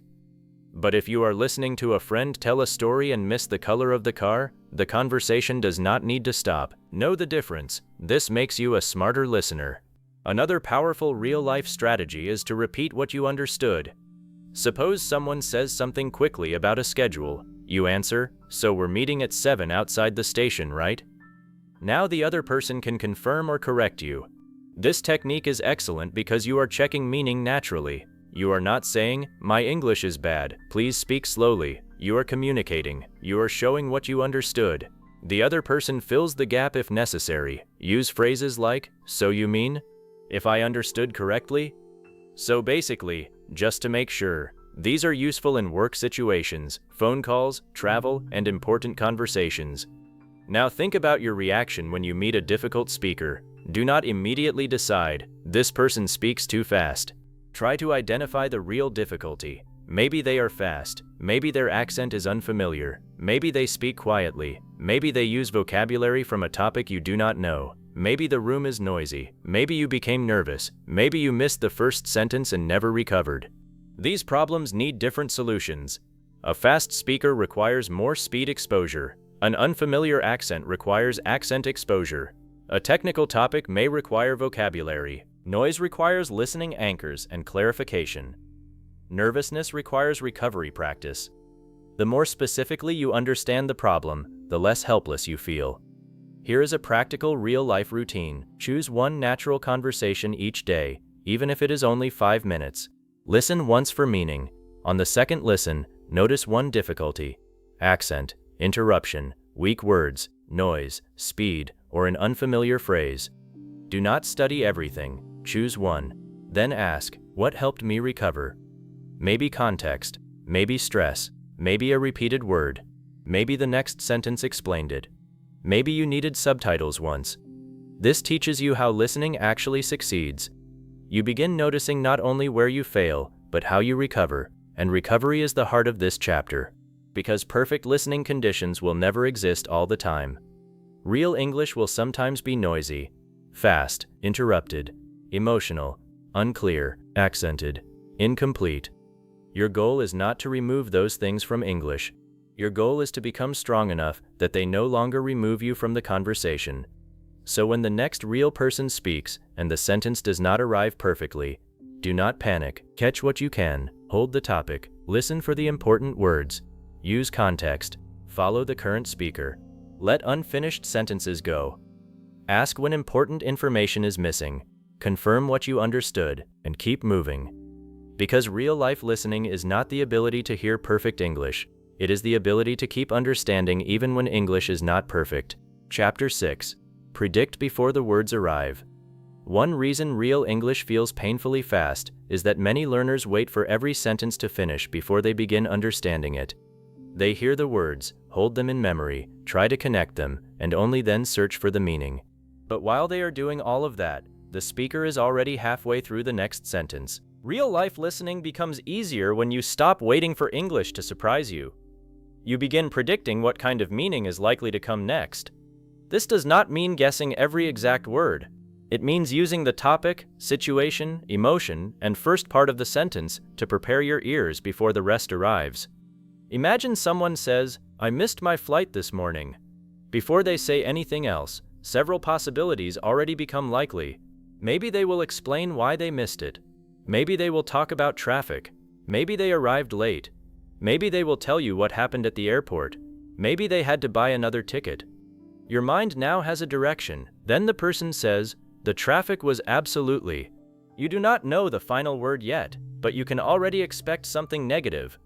Terrible, awful, unbelievable, heavy. The exact word matters less because your mind is already inside the correct meaning. This is what prediction does. It reduces the amount of completely unexpected information your ears have to process. You already use this skill in your own language without noticing it. If someone says, "I have some bad news," your mind prepares for something negative. If they say, "You will never believe what happened," you expect a surprising story. If they say, "The reason I called you is," you know an explanation is coming. English gives you the same clues. You simply need to start noticing them. Consider this sentence beginning. The problem is, immediately prepare for a difficulty. The reason is, prepare for an explanation. For example, prepare for a specific case. At first, prepare for the situation to change later, but expect contrast. So, expect a result. In the end, expect the final outcome. These small phrases are like road signs inside conversation. The more quickly you recognize them, the less lost you feel when someone speaks fast. Imagine a person says, "At first I really liked the job, but after a few months," you do not need the rest of the sentence to know something changed. That word "but" has already told you that the direction is turning. Maybe the job became stressful. Maybe the manager changed. Maybe the person discovered something they disliked. You are now ready. When the next information arrives, your brain does not have to build the entire situation from zero. This is one reason experienced listeners often appear to understand extremely fast English. They are not necessarily hearing each sound more clearly than you. They are often using context more efficiently. They know what kind of information is likely. That makes recognition faster. You can train this deliberately. Take a natural English video and pause after the first half of a sentence. For example, "I didn't go to the party because..." Stop. What could come next?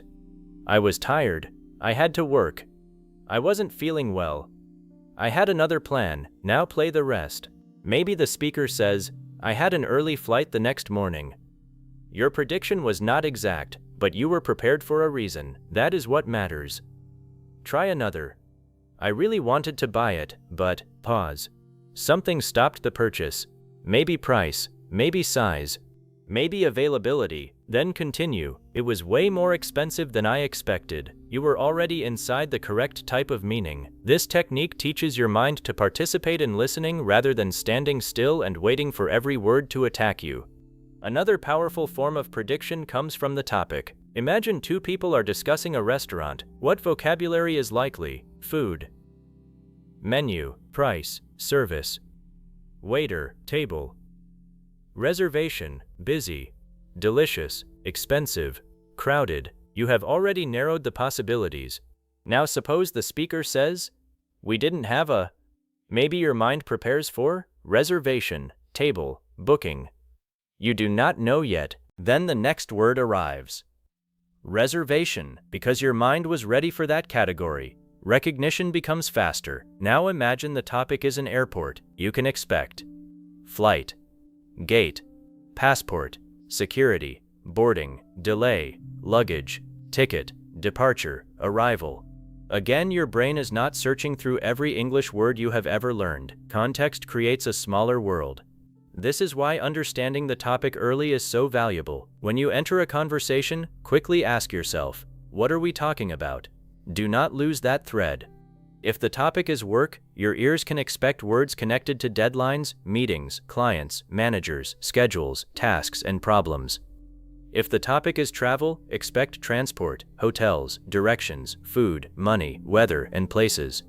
If the topic is health, expect symptoms, doctors, medicine, appointments, pain, rest, and treatment. Prediction makes listening lighter. Another important clue is emotion. Suppose someone begins, "You are not going to believe what happened to me today." Their voice sounds excited. You can expect a surprising or unusual event.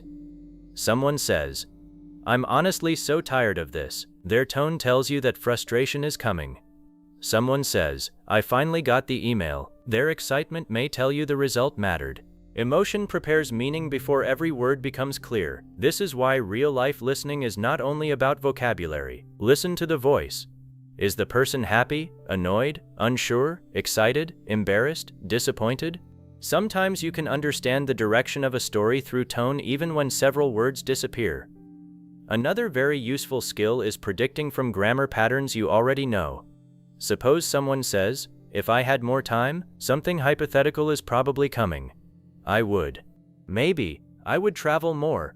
I would study another language. I would exercise every day. You already know the shape. Or someone begins, "I wish I had." Prepare for something they do not currently have. I wish I had more time. I wish I had started earlier. I wish I had known that. Again, familiar structures reduce processing time. This is why learning phrases and sentence patterns matters so much for listening. When the beginning of a familiar pattern arrives, part of the road ahead becomes predictable. Take the thing I like most about. You already expect a positive detail. The hardest part was, a difficulty is coming. What surprised me was, something unexpected is coming. The reason I decided to, an explanation is coming. If I were you, advice is probably coming. The faster these patterns become familiar, the easier natural conversation feels. This is also why you should learn Common English as complete chunks, not only single words. If you hear, "At the end of the," your ear can prepare for day. If you hear, "As far as I know," becomes likely. If you hear, "It depends on," is likely to follow. You are no longer hearing 4 or 5 unrelated words. You are recognizing a familiar road. And familiar roads are easier to travel quickly. But prediction can create another problem if you become too attached to your guess. Suppose someone says, "I didn't go because," you predict, "I was tired." But they actually say, "My car wouldn't start." Do not keep trying to force the sentence toward tiredness. Update immediately. Prediction is supposed to help you listen, not replace listening. Treat your guess lightly. You are saying, "Something like this may come," not, "This must be the answer." This flexibility is essential. Another powerful listening habit is anticipating the speaker's next function, not their exact words.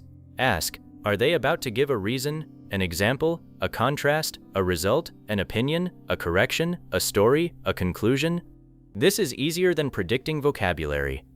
Suppose someone says, "I really enjoyed living there." For example, you know the speaker will now support the opinion. You are ready for a specific experience. Or, "I understand why people like working from home.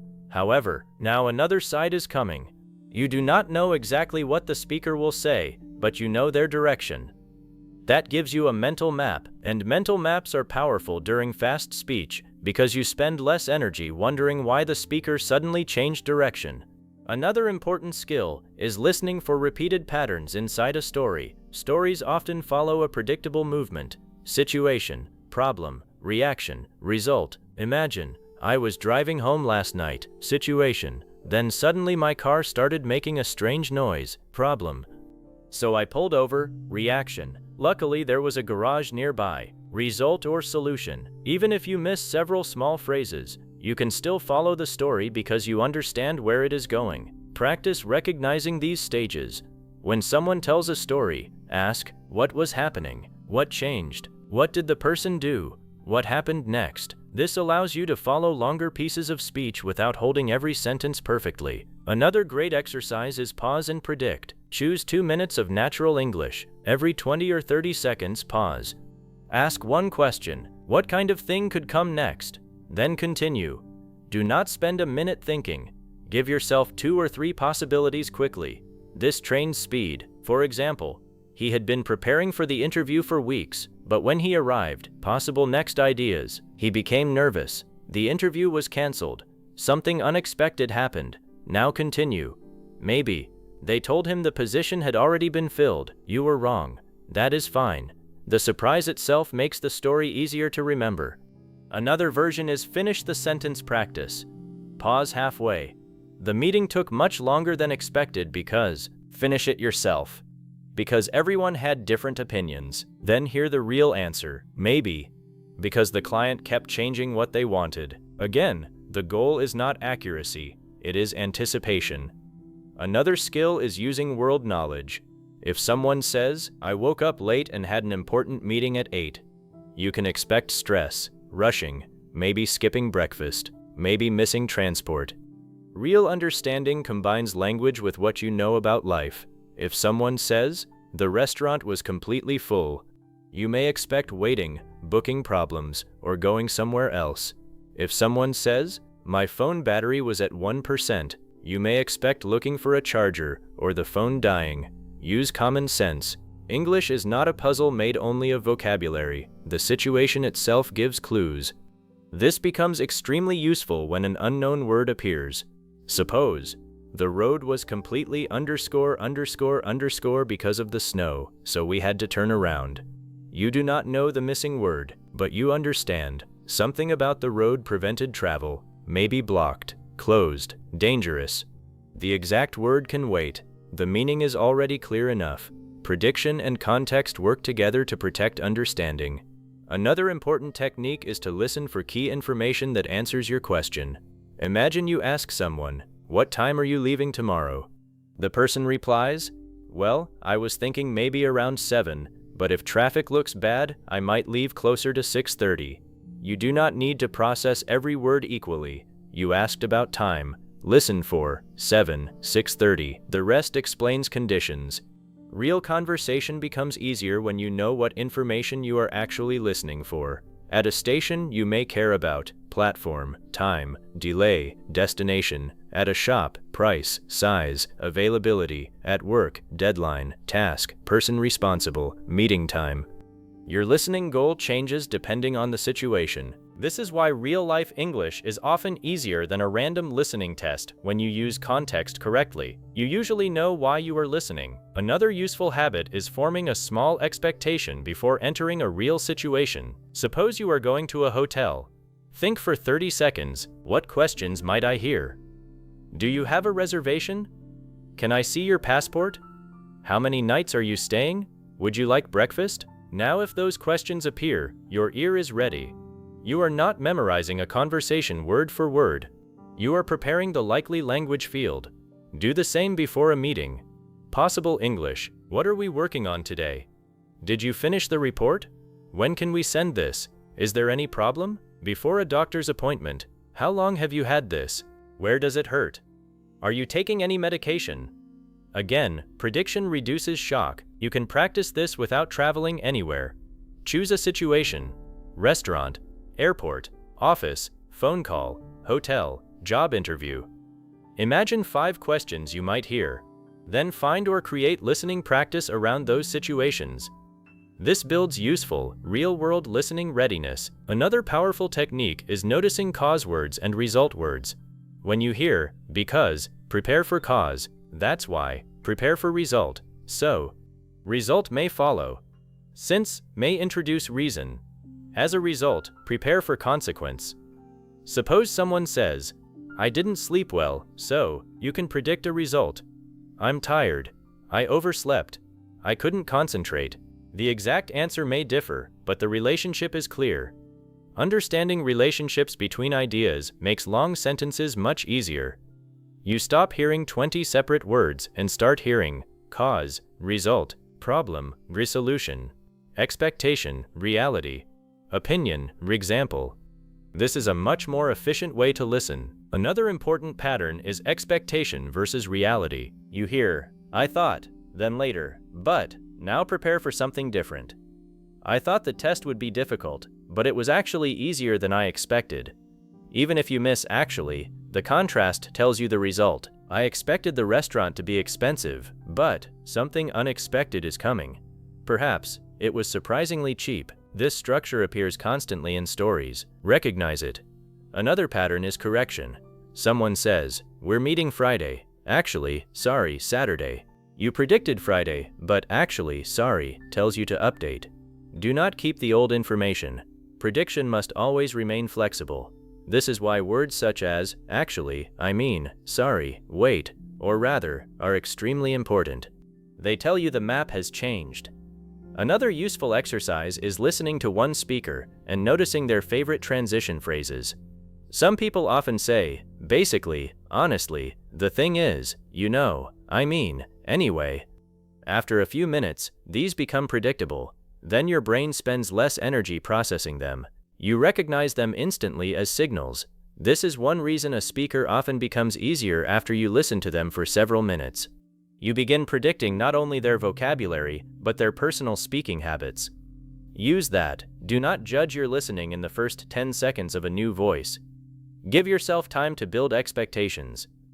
Another powerful skill is learning to predict from stress. If a speaker says, I wanted the red one, the stress on red tells you that color matters.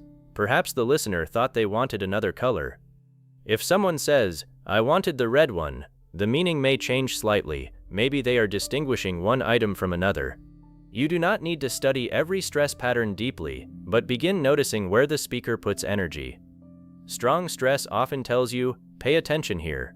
Suppose, I said Tuesday, not Thursday.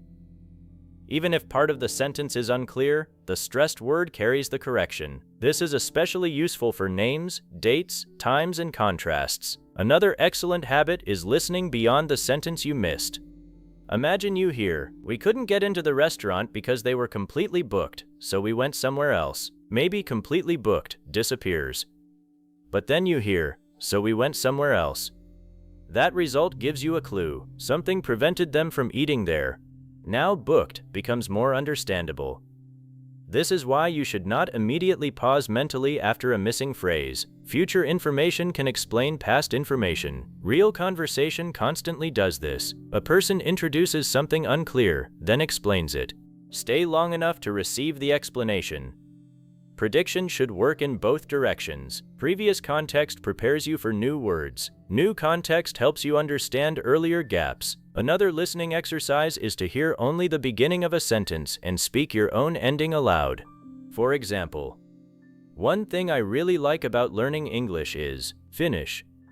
Being able to understand people from different countries, then continue the original audio. The speaker may say something completely different. That is fine.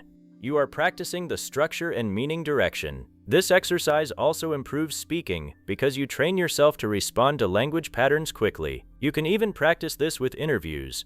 Hear the interviewer ask, what was the hardest part about? Pause. Answer before the guest does. Then listen to the guest. Now you are doing 3 things: predicting the topic, preparing language, listening for comparison. This creates active English rather than passive watching. Another important point is that prediction becomes stronger when your general vocabulary and real-world knowledge grow. If you know nothing about a topic, prediction is harder. A technical conversation about engineering may remain difficult, even if your general English is excellent. That is normal. Listening ability is partly topic-dependent. If you need English for a specific job, learn the common situations and vocabulary of that job. A nurse needs different predictions from a software developer. A hotel worker needs different listening patterns from a university student. Build listening around your real life. This is often more useful than trying to understand every English topic equally well. Another mistake is believing that prediction means you should ignore pronunciation. No. Prediction supports sound recognition. You still need to hear enough of the word to confirm your expectation.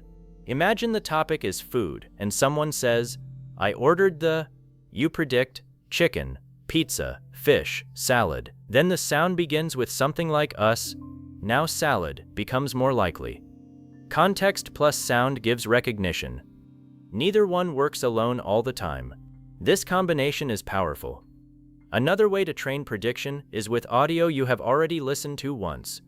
On the second listen, pause before important points and try to remember what is coming. This may seem easy because you have heard it before, but that familiarity is useful. You are strengthening common language sequences. Eventually, you begin expecting similar patterns in completely new material. For example, after hearing many stories begin, at first, followed by a change later, your mind learns the pattern. After hearing many speakers say, "The main reason is," followed by explanation, your listening becomes structurally faster. This is what repeated input builds. You are not memorizing one conversation, you are learning how conversations are organized. There is also a confidence benefit.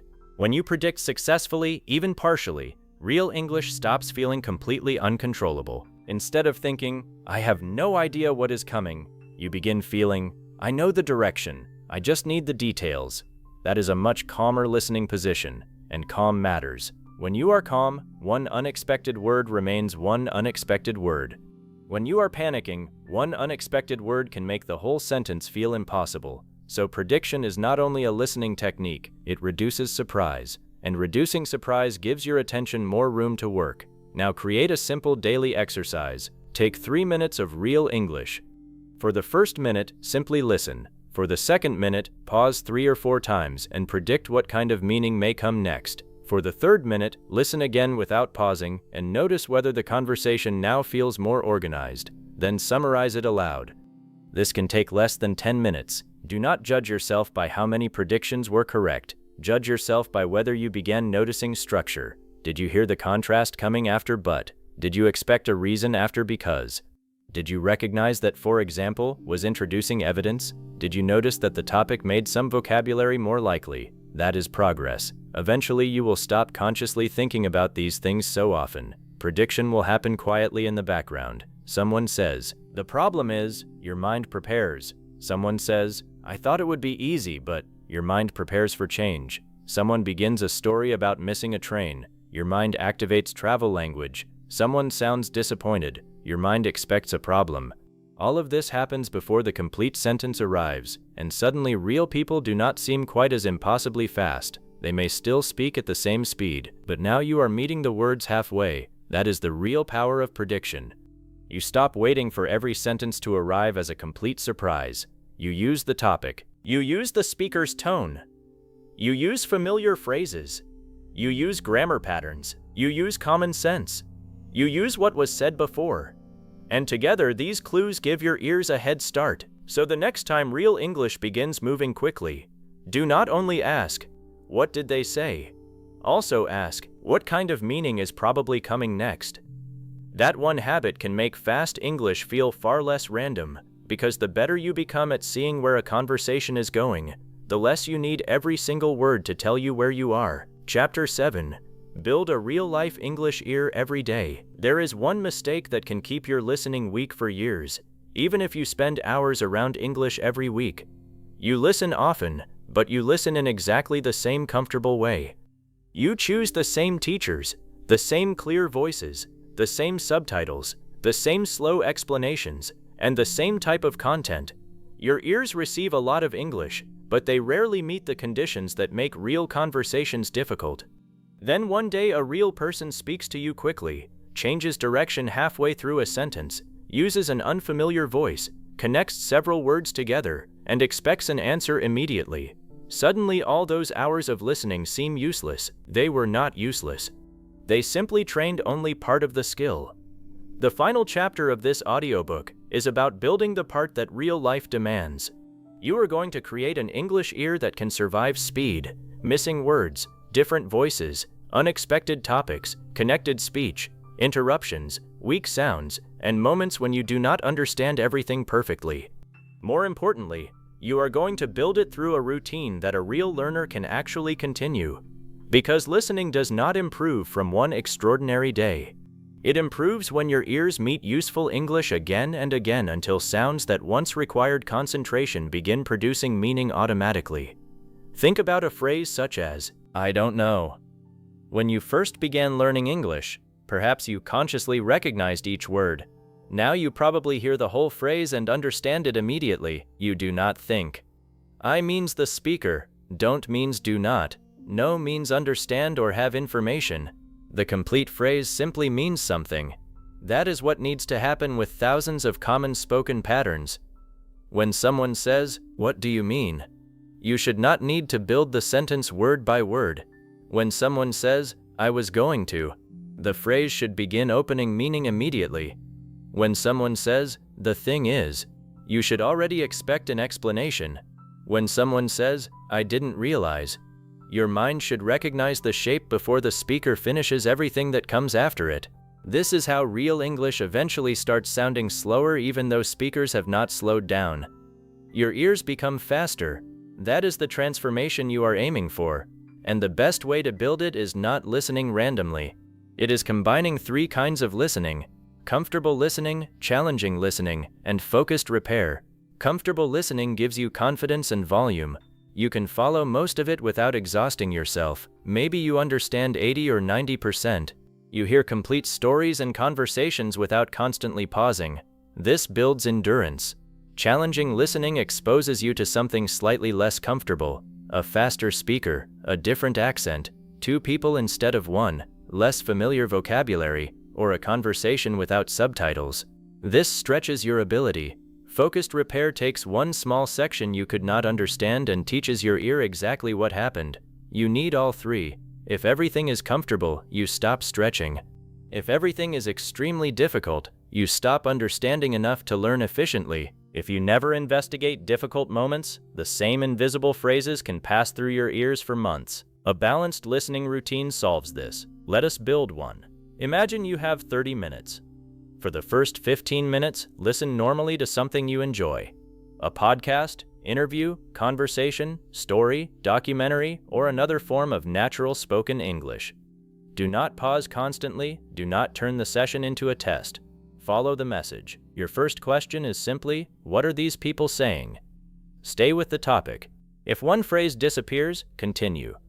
Remember what you learned earlier. The conversation in front of you matters more than the sentence behind you.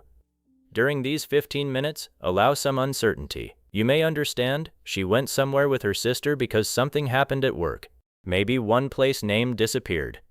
Keep going. If the missing detail does not affect the main story, let it go. This teaches your ears resilience. Now spend the next 10 minutes on a shorter piece. Choose 30 seconds or 1 minute that was genuinely difficult. Listen without subtitles. What can you catch? Do not immediately check the answer. Listen again. Maybe the first time you heard almost nothing. The second time you begin hearing meeting, Monday, client, changed, good. Those are anchors. Listen once more and ask, what is the basic meaning? Perhaps the client changed something about Monday's meeting. Now use subtitles or a transcript if available. You discover that the complete sentence was, the client asked if we could move Monday's meeting to Tuesday afternoon. Look at what you missed. Maybe asked if we could disappeared completely. That is not random failure anymore. You have discovered one spoken pattern your ear needs. Play the sentence again while looking at the words. Then hide the words. Listen again. Now say it naturally yourself. The client asked if we could move Monday's meeting to Tuesday afternoon. Do not exaggerate every word. Try to feel how the sentence flows, then listen again. That tiny section has now become a listening lesson designed specifically for your ears. For the final 5 minutes, return to natural listening. Do not analyze. Let your ears experience English again at normal speed. This final return is important because you do not want your brain to associate listening only with stopping and studying. Real listening is continuous. Focused analysis should support it, not replace it. Now imagine doing this 5 or 6 days each week, not 6 hours, 30 minutes. Even 20 minutes can work if you use them well. The real power comes from consistency. Your ear needs repeated contact with spoken English because sound recognition is a pattern-building skill. You cannot explain a sound pattern once and expect instant automatic recognition forever. It needs to become familiar.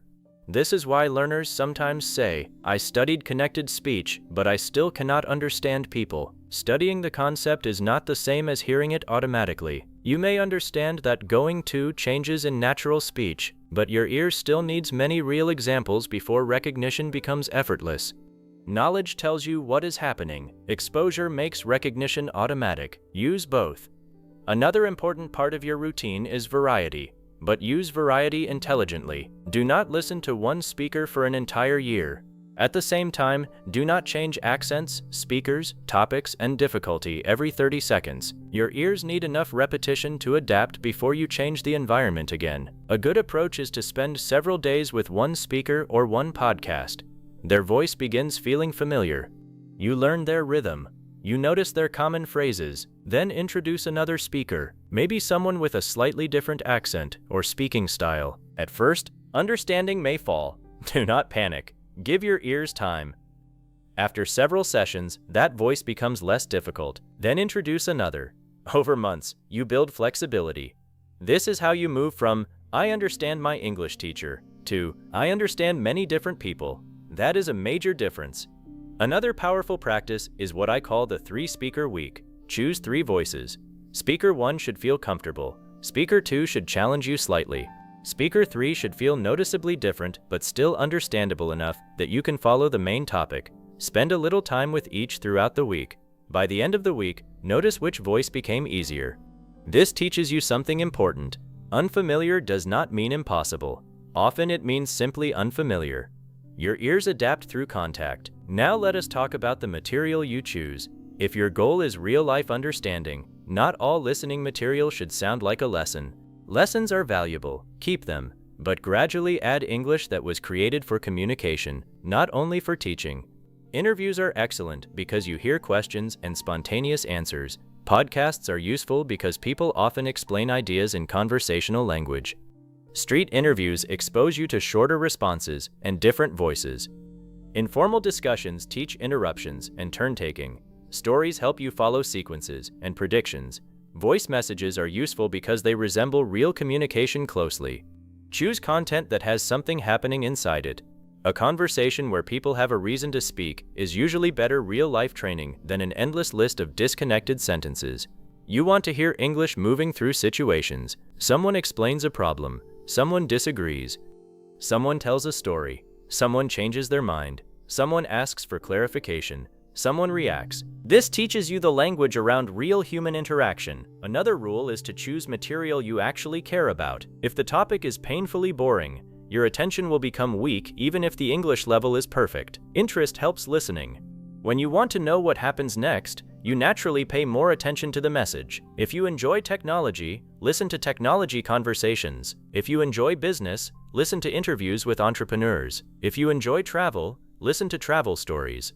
If you enjoy psychology, listen to conversations about behavior. If you enjoy sports, listen to sports discussions. English does not need to be separated from your real interests. In fact, your interests give you useful background knowledge that makes prediction easier. You already know the topic. That gives your ear an advantage. Another important step is building tolerance for listening without subtitles. Do not remove them forever tomorrow if you currently depend on them heavily. Make independence gradual. Perhaps this week the first 2 minutes of every video happen without subtitles. Next week, 5 minutes, then 10. Maybe you listen once without subtitles and then use them only during the second listen. This is far better than forcing yourself through an hour you cannot understand and ending the session feeling defeated. Challenge should create adaptation, not hopelessness. Remember the sequence you learned earlier. Listen first, check later, listen again. That simple order can transform how you use subtitles. Another powerful habit is creating subtitle-free islands. Maybe your rule is, the first 5 minutes are always subtitle-free, or one short podcast every day is audio only, or every second listen happens without text. These small areas force your ears to work, while still allowing support elsewhere. Over time, those islands become larger. Eventually, subtitles become something you turn on when needed, rather than something you turn off only when forced. Now let us build another habit that is extremely useful for real conversations: listening and responding. Many learners train listening passively. Someone speaks, they understand. Nothing else happens, but real conversation demands another step. You must respond. That additional pressure can suddenly make listening harder, because part of your attention begins preparing your own English. You need to practice that transition. Choose a conversational video or interview. Whenever someone asks a question, pause before hearing the answer. Answer it yourself. Suppose the interviewer asks, "What was the hardest part of moving to another country?" Pause. You answer, "I think the hardest part would be losing familiar routines and not knowing who to ask for help." Then continue and hear the real answer. Now your listening practice has become interactive. You listened, understood the question, created a response, returned to listening. That is much closer to real conversation. Try this with simple questions first. What do you do? Where are you from? What do you think about this? What happened? Why did you decide that? Then move to unexpected questions. What is something you changed your mind about? What is one mistake you are grateful you made? What would you do differently? This prepares your brain for the combination of listening and speaking that real people demand. Another powerful method is listen and retell. Listen to 1 minute of natural English, then stop. Do not repeat the speaker's exact sentences. Explain the meaning using your own English. Maybe you say, "She was explaining why she left her first job. The salary was okay, but she felt that she was not learning anything new, so eventually she decided to take a smaller salary somewhere else where she could grow." That is excellent training. Why? Because it proves you understood the message rather than only recognizing words. It also strengthens speaking, and it forces you to identify what mattered. Do this after every few minutes of listening. Ask, "What was the main point?" Then say it aloud. This also reveals listening gaps. If you cannot explain what happened, perhaps you heard words but did not build meaning. Go back and listen again. Another variation is listen and predict. Pause before the speaker completes an idea. Predict what kind of information may come next. Then continue. You practiced this in Chapter 6, but now make it part of your daily routine. Do not treat prediction as a special classroom exercise. Use it while listening naturally. Speaker, "I thought the interview had gone really well, but..." Your mind immediately prepares for something negative or unexpected. Keep listening. This active participation makes your ears faster. Another excellent technique is listen and imitate. Choose one natural sentence, not 20. 1. Listen carefully. Repeat it with similar rhythm and stress. Suppose, "I didn't really think about it that way."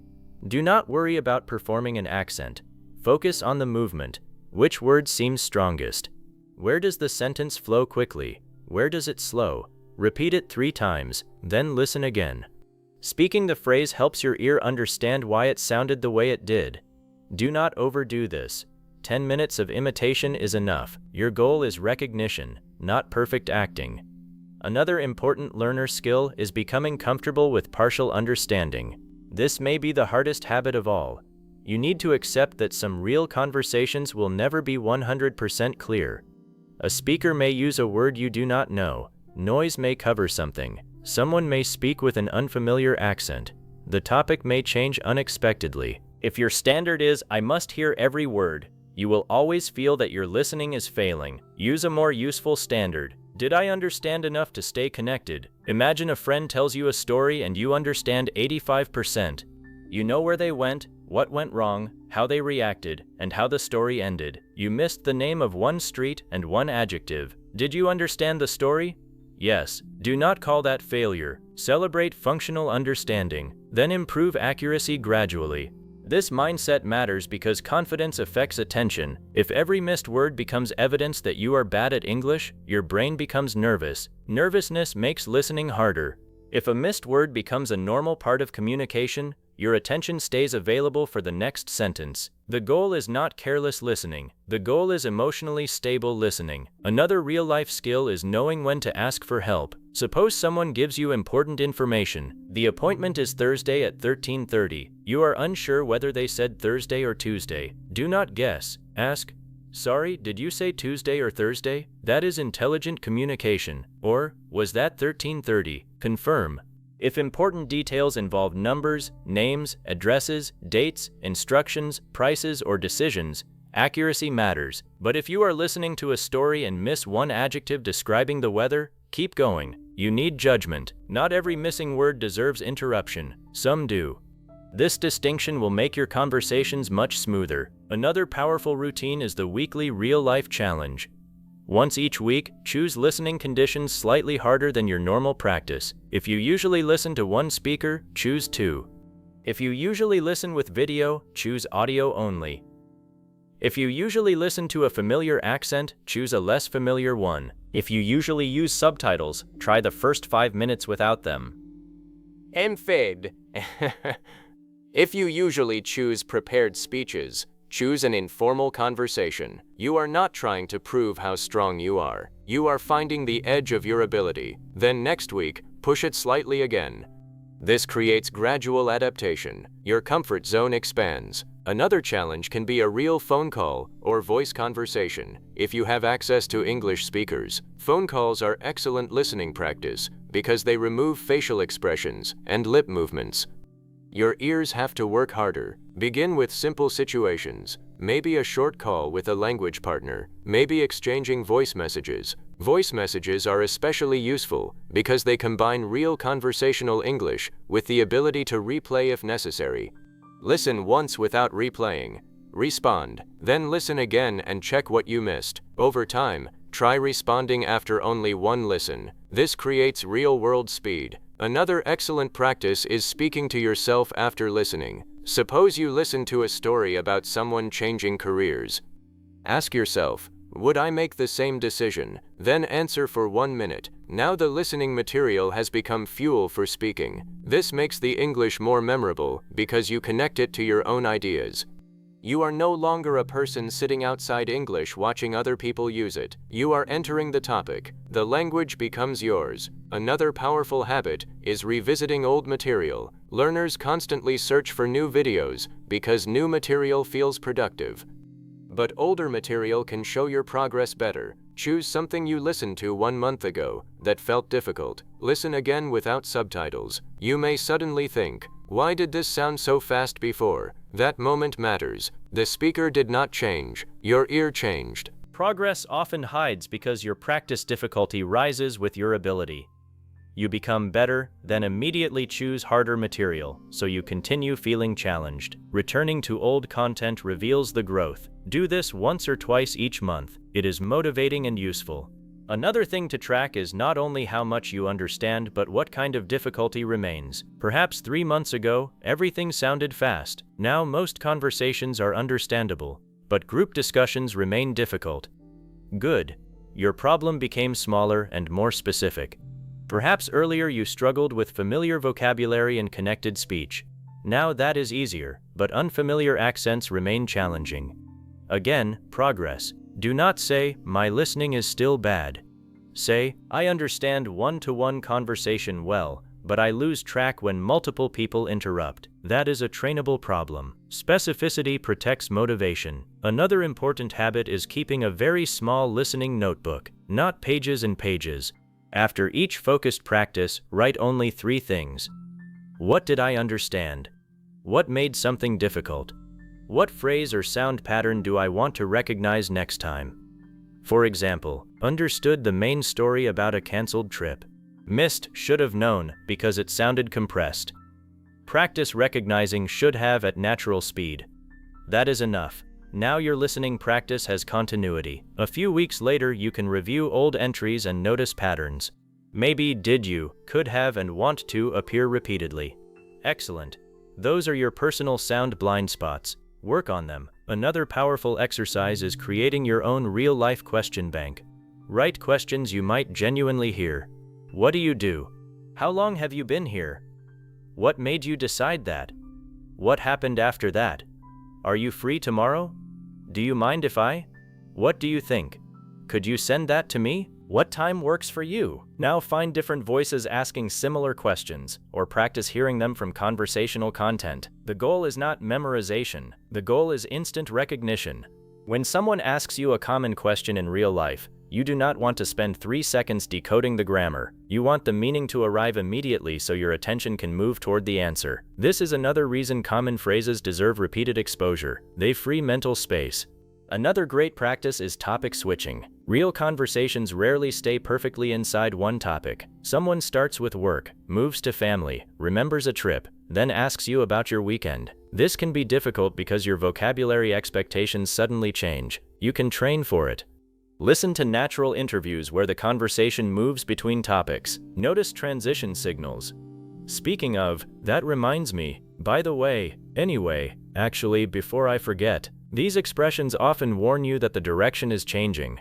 Recognizing them helps your mind update quickly. Suppose, speaking of travel, are you still going to Spain next month? The topic changed. Do not keep expecting work vocabulary. Prepare for travel. This flexibility matters. Another skill is handling unfamiliar names and places.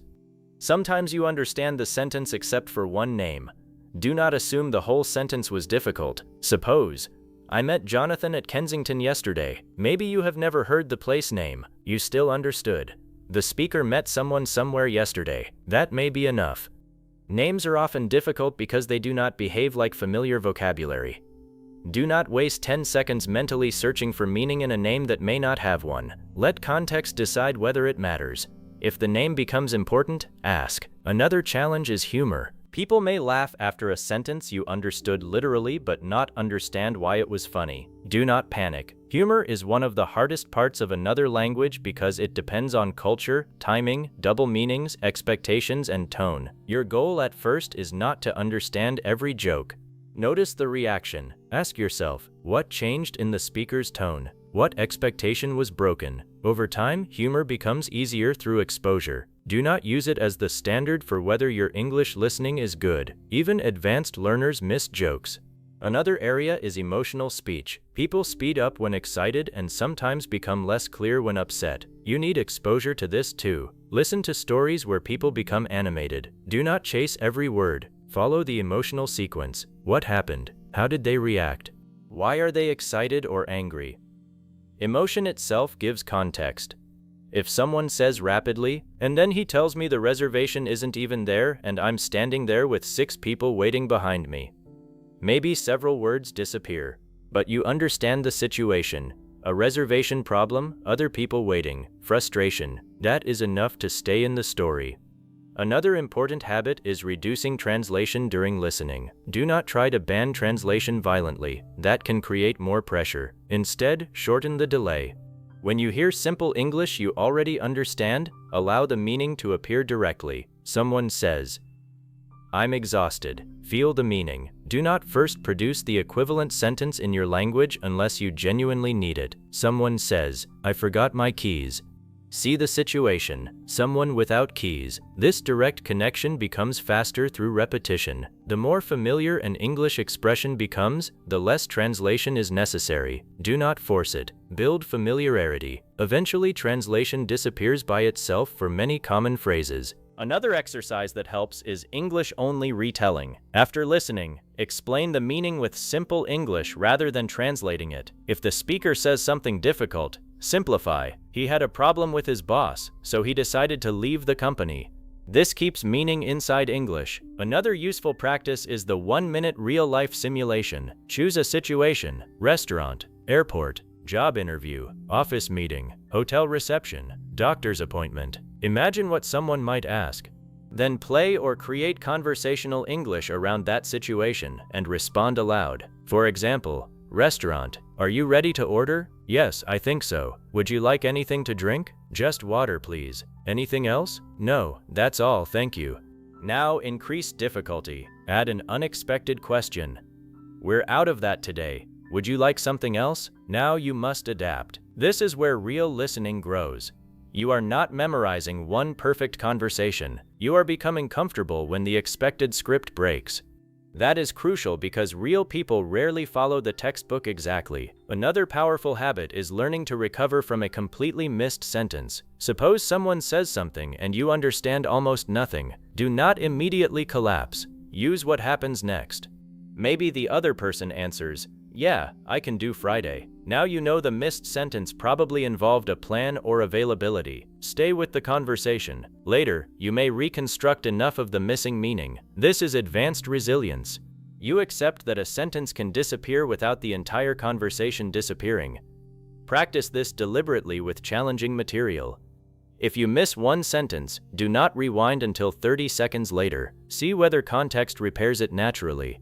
You may discover how often conversations repeat important information. Another valuable skill is recognizing your energy level. Listening becomes much harder when you are mentally tired. Do not always judge your ability late at night after a long day. A difficult session may reflect fatigue, not regression. For focused listening, choose a time when you can concentrate. Use easier content when tired. This protects consistency. You want English listening to become part of life, not a daily punishment. Another learner trap is doing too much material once and never returning. 10 different podcasts in one day can feel productive, but your ear receives very little repetition. Sometimes one 10-minute conversation listened to several ways is more valuable. First, listen for meaning. Second, listen for missed phrases. Third, listen while checking. Fourth, listen without support. Next day, listen again. Now the patterns deepen. Use novelty for motivation and repetition for automaticity. You need both. Another habit I recommend is ending your listening practice with something you understand well. If the focused section was difficult, finish with 2 or 3 minutes of comfortable English. Why?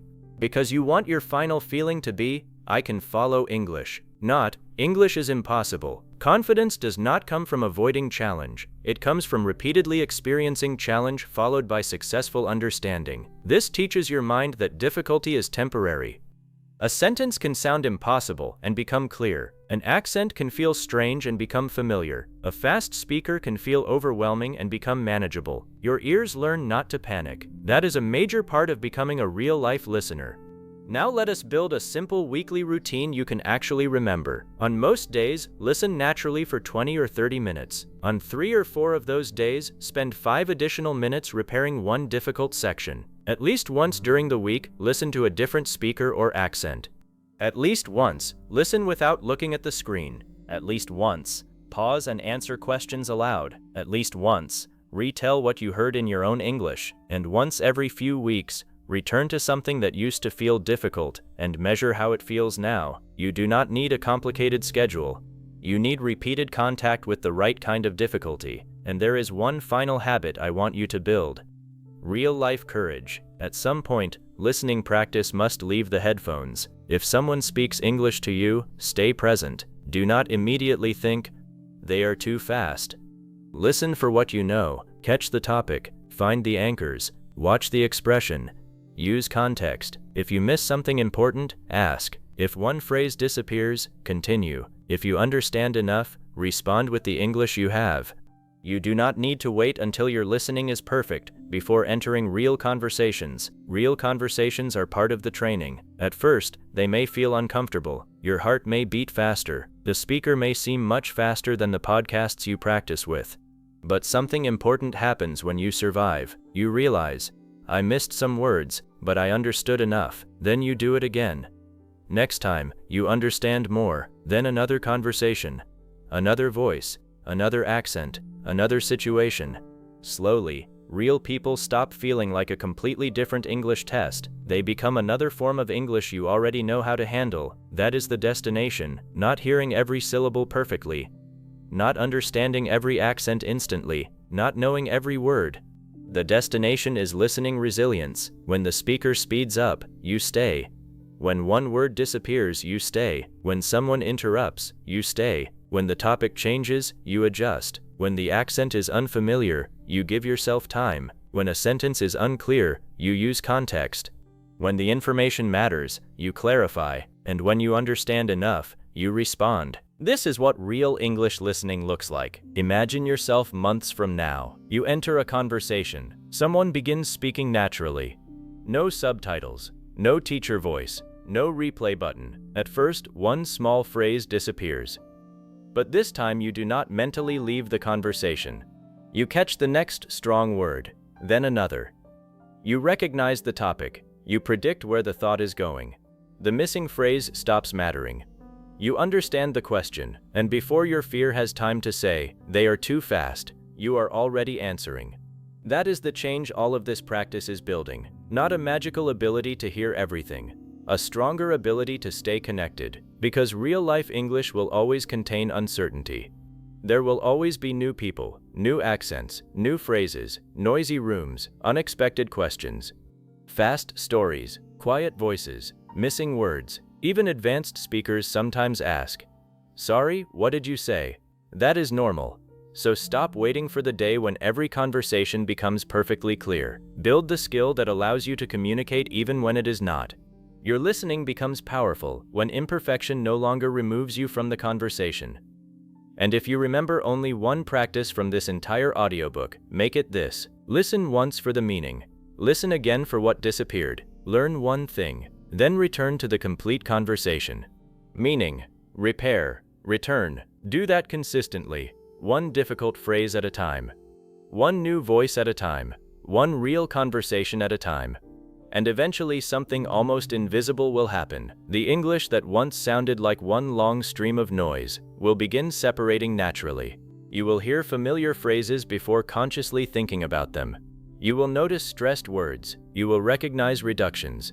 You will expect common sentence patterns. You will understand from context. You will stop needing subtitles for every sentence. You will hear an unfamiliar accent and think, "Give me a minute," instead of, "I cannot understand this." Most importantly, you will stop feeling like a beginner every time a real person opens their mouth, because your ears will no longer know English only from videos. They will know English from life. That is when listening stops being something you practice only with headphones. It becomes something you can trust in a conversation. The speaker does not need to become slower. The room does not need to become silent. Every word does not need to become perfectly clear. You have learned how to follow meaning even when English moves naturally. And when your ears can do that, real people stop sounding like the final test of your English. They become the reason you learned to listen in the first place. You started this audiobook with one frustrating question. Why can I understand English in videos, but real people make me feel like a beginner again? Now you know the answer. Real English is faster, less perfect, more connected, more emotional, more unpredictable, and often much less clear than the English designed for learners. But that does not mean you are weak. It means your ears need experience with the English people actually use. So from today, stop demanding every word. Catch the meaning. Follow the strong words. Let context help you. When one phrase disappears, keep moving. When the accent feels unfamiliar, give your ears time to adapt. When something important is unclear, ask again. And when subtitles help you, use them to learn. Then return the responsibility to your ears. Little by little, real English will stop sounding like one long stream of noise. You will begin hearing phrases, then meaning, then emotion, then intention. And one day, someone will speak to you quickly, naturally, with no subtitles and no replay button. And before you even realize what happened, you will understand and answer. That is the moment you are training for. If this audiobook helped you, subscribe to English Mindset Academy and comment, "Real English will not scare me anymore." This was English in real life. And remember, the goal is not to make real people speak more slowly. The goal is to train your ears until real English finally feels normal.